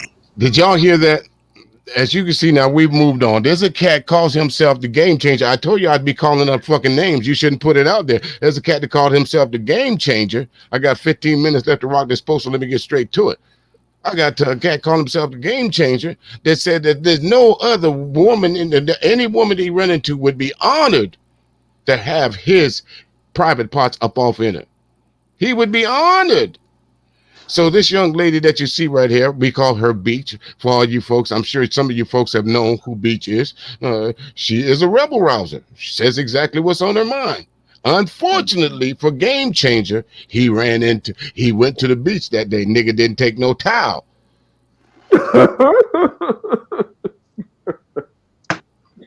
Y'all listening to this shit here. To head this up, what he's saying is, what Beach is now asking him is cornering him up to do is, if you got some woman right now that you can call up and prove the fact that you are the greatest lover that she ever had, I want to hear it. All that bullshit aside, stop all of that. Because I was having a conversation with a good friend of mine. You know something? I know one thing I said, she said that this is unique. Stove changer. You're right, Char. This is unique. This might be the first time in the history of niggerdom that we see a motherfucker put himself on the spot. First of all, Beach dares him to call up some woman to say that she is the best. He is the best sex that she ever had. Didn't work out for him. You do know that Negro is the same Negro that Trump called his Negro? No. Game Changer was that. Let's look at my African American over there. Yeah, that's who that is. Get the fuck out of here. No wonder you're all fucked up in the head. Hey, play that clip. If you hear Game Changer, you hear that clip, you're like, yeah, that's definitely him. The fuck out of here, Serena. Again, you learn something new every day. I wish I had. I think let me see if I can find it. But in the meantime, y'all listen to her. First of all, this is how I would have addressed Beach when she said, "Prove it." I ain't but one way you gonna find out whether I got the best ding-a-ling going. Get your black ass on the plane and ride on down here. Give me about 2-3 hours. If you wake up in the morning wiping instead of patting, you know I didn't do my job. I'm gonna put it in the back. I'm gonna put it in the back for you. You know what I'm saying? So you now go back into he wasn't lying. Yeah, he wasn't lying. I mean, motherfucker put it on me. But listen to this shit. I want proof. And not just one. And don't try to text her real quick and say this when I call you. Just do it. Just call. You don't need to hold up. Just get your phone. Because I'm sure you got a phone, 2 devices. Call up, and I want to hear at least 2 there. And then I want you. No, stop talking right now. Hit dial. See, while you're talking is what you're trying to take off. Don't try to set it up. Do it. Come on. Hit the numbers. Hit the digits. Got to do it. That's the point. I'm proving the whole point. Got no point. It took you too long to call. I won't hear no phone ringing. I don't hear no phone ringing. She right. Wouldn't take me long to call up somebody. No, you just take that long. You know how quick I can call somebody on the phone. Watch what she does. Watch what she does. See how long it take to call somebody on the phone. Get him, Beach. I know something ain't right. It don't call that nigga out. To get somebody, I'm finna just let me see what he's doing. See that? My shit ringing. See how long it took you to call? No time. You called it. No, because you texting. You text. Hey, babe, what's going on? What's up with Big Daddy? I love it when you call me Big Papa. What's up, Big Daddy? Y'all hear how she called him and then laughed behind it, put that little sheepish grin behind it. But listen to when Game Changer calls up his chick. What are you doing? Oh, you picked up. I was just, I don't know, I was thinking about you. What are you doing? I was thinking about you. I was like, I know he's going to pick up when I call. There's be folks out here, you know, they can't get folks on the phone and doing all this extra shit. I said, let me call you because I know what they talking about. What are you doing? Working? Hello? Can I have some? Yeah. Well, how are you? Do you think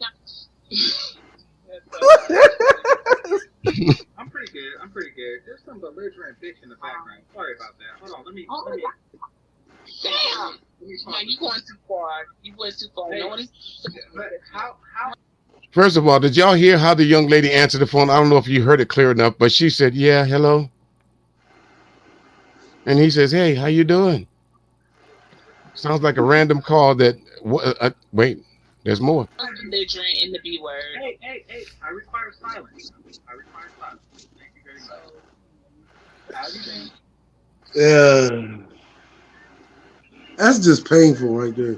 This is as a man, I can't understand it. Why would you even do this? Well, Elder, I would like to say this, right? Sounds like he calling a 1-800 number. It sounds like he called a goddamn grocery store. You know You're right, Instacart or some shit, but he damn sure didn't call no woman he slept with. Yeah, well, that nigga's ordering Domino's pizza right now. Domino's. This was sad. This really was. This is a whole grown man, folks. Ain't no way in the hell I would ever have no woman challenge me to the fact that I got to call another woman up to prove whether I know how to knock boots or not. Man, first of all, that nigga should have been like, "Bitch, who the fuck you think you are?" Who you talking to? I wish the fuck I would. Shit, like I said, but one day you gonna find out. Get your ass on that, and I'm not even paying for the plane ticket. You won't find out that bad. Get your ass on the plane. Come on down here. Let me throw about 6-7 good rounds up off of you. See how you go back to the plane tomorrow. Hold on, wait a minute. You ain't gonna pull a Joe Cool? Shit, no. You make your own way there, your own way back. Fuck no. You came there for the experiences. I didn't tell you I was gonna spend no money. Oh my God! You came to my place to find out whether I had the best ding-a-ling that you gonna ever have. Did you get your answer? Hold on, wait a minute. Nick said he called Lowe's. y'all have any power tools in the back? Y'all have some power tools in the back? Anything like that I can use? I need a wrench for this bitch. I need a ratchet for the ratchet. There's some wild shit going. There's some hoes in this house. Not a Game Changer's house. That's the only motherfucker I know that been in that whole house for $300 in his pocket and still got kicked out. No, nigga, that ain't enough money. Oh my God! It's like, you guys have basic household appliances. Huh? Right. It's a sale. It's a scratch and dent sale, motherfucker. What? This nigga call it Sears. he calling the rehab store. Y'all got any goddamn appliances down there? Dave stoves. I got another one, y'all. You guys have stoves for sale. No, he needs a solar generator. let's finish this clip here, fellas. This is stupid. You guys have appliance paints?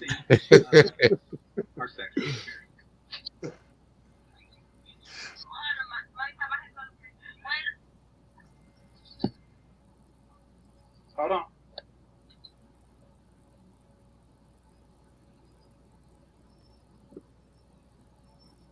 No, this is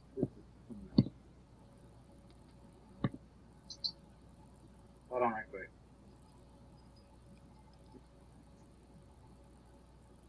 Oh shit. Here we go again. See, I'll have everybody else coming for you, little punk ass bitch. Now I don't know why you keep playing with me. Fuck you, bitch. Now what you got to give? Because this is what you wanted. See, the ladies didn't want this and I didn't want this, but now you brought this out, so here we are. Now, what? What going on now, gay L? What? Hold on right quick. See, this is where he fucked up. This is I'm not sure exactly what I think. I did 2 versions of this. One I was going to upload, and I think I cut this short. But bottom line to this, what Game Changer did, ladies and gentlemen, he committed the cardinal sin of any man. You called up another woman to verify your sexual prowess. Where the fuck they do that at, ladies? Is that gonna get a cat in the bed with you? Listen, I know women talk, but not over the phone, not like that. If they talk amongst each other, girl, what's Stanley do for you? Not a damn thing. Oh, when that bitch in that live stream, that'd be the last time she take that nigga call to begin with. I guarantee it. Well, she took the call because he sent the cash app. Yeah, he cash out it. And again, I messed up the entire thing over there. But I wanted you folks to hear what her reaction was. There was no way the Game Changer or anyone else can. This was an Aunt T stream. Big shout out to Aunt T. Going over to Aunt T stream, and I'm not sure exactly the time marker, but going over to his stream and look for Beach's picture, and then see the and listen to the complete interaction between her and the Game Changer. And there's absolutely no way, folks, that you can tell me that this man should have done what he did. And even Aunt T was in his stream kind of egging it on a little bit, trying to not really egging it on, but knowing that this is not going to turn out well. Of course not. Another day of niggardry living in infamy on the YouTube streets. Of course. Like, this is what we here for. Are you not entertained? Right. What the fuck? Right. Let's go a little farther here. Let me see what other tidbits I got over here. Let me check something else out here. And then you came up there trying to be holier than thou. And then now I use the word ambush and you don't like it. And then you waited for me to say that. And then when I saw you playing with me like old girl did. And now I'm gonna speak on Bomb Cherry for a minute. I like listening to her. She's quite funny. Especially when she I don't know who she refers to as bloop bloop, but every time I hear her say it, I laugh because I like the way she says it. But anyway, fellas, y'all ain't learned yet. Leave that chick alone. Leave her alone. She don't mind roasting you. Oh, you missed something, Elder. You missed something. The dude, that's Jerome. That dude on the panel, like, you know what I mean? Oh, he got the same treatment that JL got. What's Jerome? Yeah. Jerome Whiteside? Yeah, him and her and Verbal teamed up and gave that nigga public execution. Well, I hate to say it, but no disrespect to Mr. Whiteside, but I have dropped in a few of his because, respect due. He's dropped into a few of my broadcasts, so I dropped in a few of his. But I did hear on another panel to where him and Verbal is not getting that's another lady in the YouTube streets y'all don't want to fuck with. These listen again, angry. Y'all didn't learn nothing from the Angry Man roast. If somebody calls themselves the Verbal Assassin, believe it. Listen, 3 women you want to leave the hell alone. You know what I'm saying? You leave Bomb alone. You leave the Field Marshal Cluster B all the way the hell alone. Okay. You know what I'm saying? And the reason and the third person is the Cookie Monster. Because it's 2 different, it's the same person, but it's 2 different people. You don't want Cookie to get you. And you don't want the Field Marshal to roast you for 40 days and 40 nights. Well, I can tell you right now, I've heard of some of the roastings, the Cookie Monster, but I tell you what, from it's just, to me, the thing about the what these dudes is, and I say this, me personally, I don't argue with women. And someone was animate with me about, dare I say someone in uniform? I said I wasn't gonna hold back and got called no names, so I got to call him out. The general was animate about calling me out, saying, "Oh, you just let a woman get away with anything." No, nigga, I don't argue with women. That's for somebody else to do. I don't argue with women. I'm not gonna put myself in no position to where I got to defend who I am with any woman. Damn that. If you're married to me, that's one thing.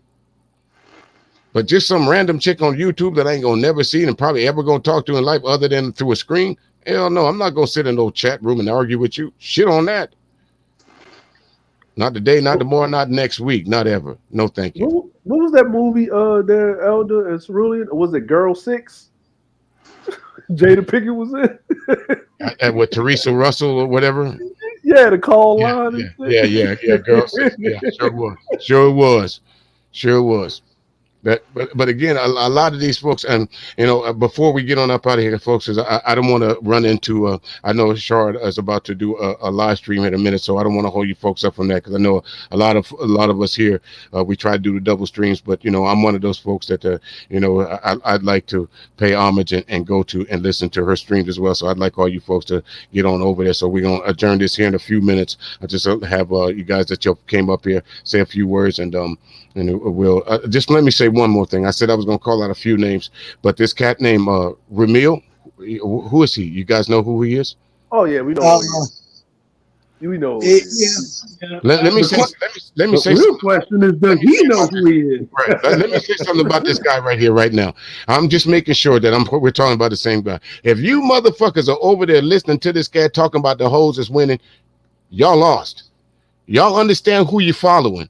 You're quick to call out somebody else's downfalls, and y'all black people, you're quick to give somebody a pass on some bullshit. You call yourself part of the manosphere, hollering about you don't like this, you don't like that, you don't like pedophiles, you don't like this. But y'all go back and check some of these motherfuckers' records.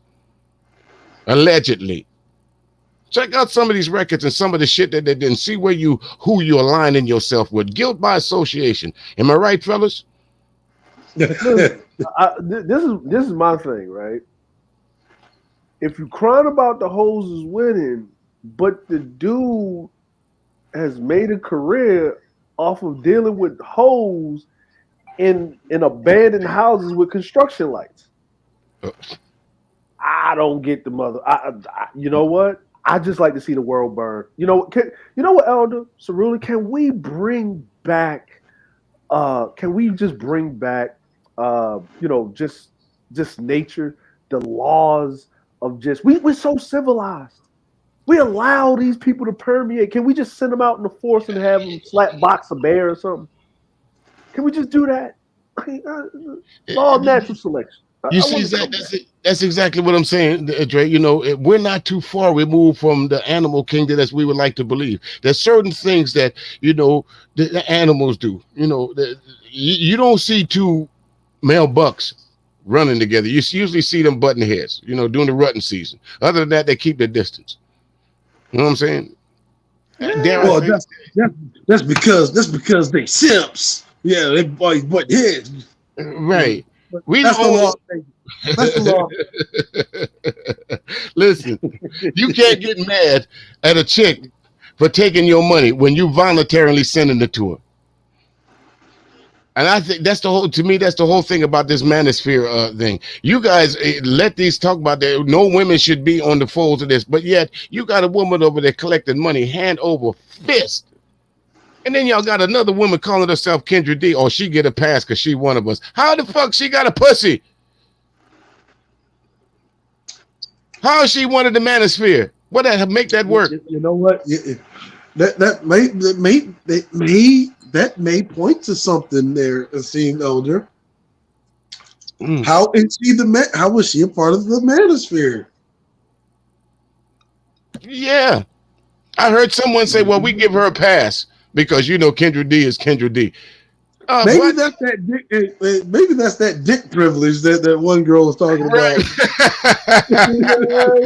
You know what? Now I'm gonna say like this. If you didn't know any better, Elder, in this room, if you just walked up and shit, right? You just walked up, right? You would just be like, "Oh, this is a real handsome dude." No, I wouldn't. No, I wouldn't. I'm not gonna sit and tell no lie like that. No, the fuck I wouldn't. No, the fuck I wouldn't. No, I would not. No, fuck no. Hell no. No, hell no. I'm gonna go ahead and say it. I know you've been called ugly before, Kendra, so this shouldn't hurt you. You was one ugly bitch. Jordan LaForge. Sorry. That was cold-blooded. That's what Neek said. But listen, let me let you folks get the last word in here. I'll start with the younger part of our panel here. Dre, give me some last words there, good brother. I appreciate you, Supreme Elder. It's really something. I'm getting the forces of petty together, so we don't have to fight this war on our own. Recruiting the shock troops. As a Marine, sometimes I gotta go in and shake shit up. You're going to send in the Marines of petty, Right. You know what I'm saying? Have them hold people accountable. You missed a very lovely stream where a young convert went up there and gave that triple black guy a 2-4. but I can't wait to our Steam Lady Shard's next show after this week. It's Yep. going to be a petty good time. Most definitely, folks. Here, right after we leave out of here, folks, and actually her show's already started. So let's Aruyan do what he do, and then we'll all can meet on over at the conversation with Shard with Classic Ruby and Shard Willie. So, Commander. I just want to say once again, it's been a pleasure, an honor, gratitude for having me yet again, and salute to the nation. Long live the black nobility. Ever no please. Indeed. Hoorah. Hoorah, Devil Dogs. Say hit it one time for me, Dre. Nobody would what? Well, since he slide on up out of here, no one will beg you to be great, folks. Again, don't get mad if your name got mentioned during the stream. You put it out there, so it's just for me to go ahead and say something about it. You know what I'm saying? Whether it's corrective criticism or whether you feel that only thing I said tonight that I may back up off in is I had no right to call Kendra ugly. That's my fault. That's not very manly. My apologies for that. You're just a little beauty challenged. That's all. That's all I can say about that. You know, I'm not the only one that said it. You know, would I kick you out of bed for eating crackers? No, I wouldn't kick you out of bed because I wouldn't have you in there. But anyway, folks, we're going to keep up with the petty. I'm going to do this again tomorrow. I ain't got nothing else to do. I'm still in rehab. Said they want to go to rehab. But I said, no. I'm out here, folks. Have a good one.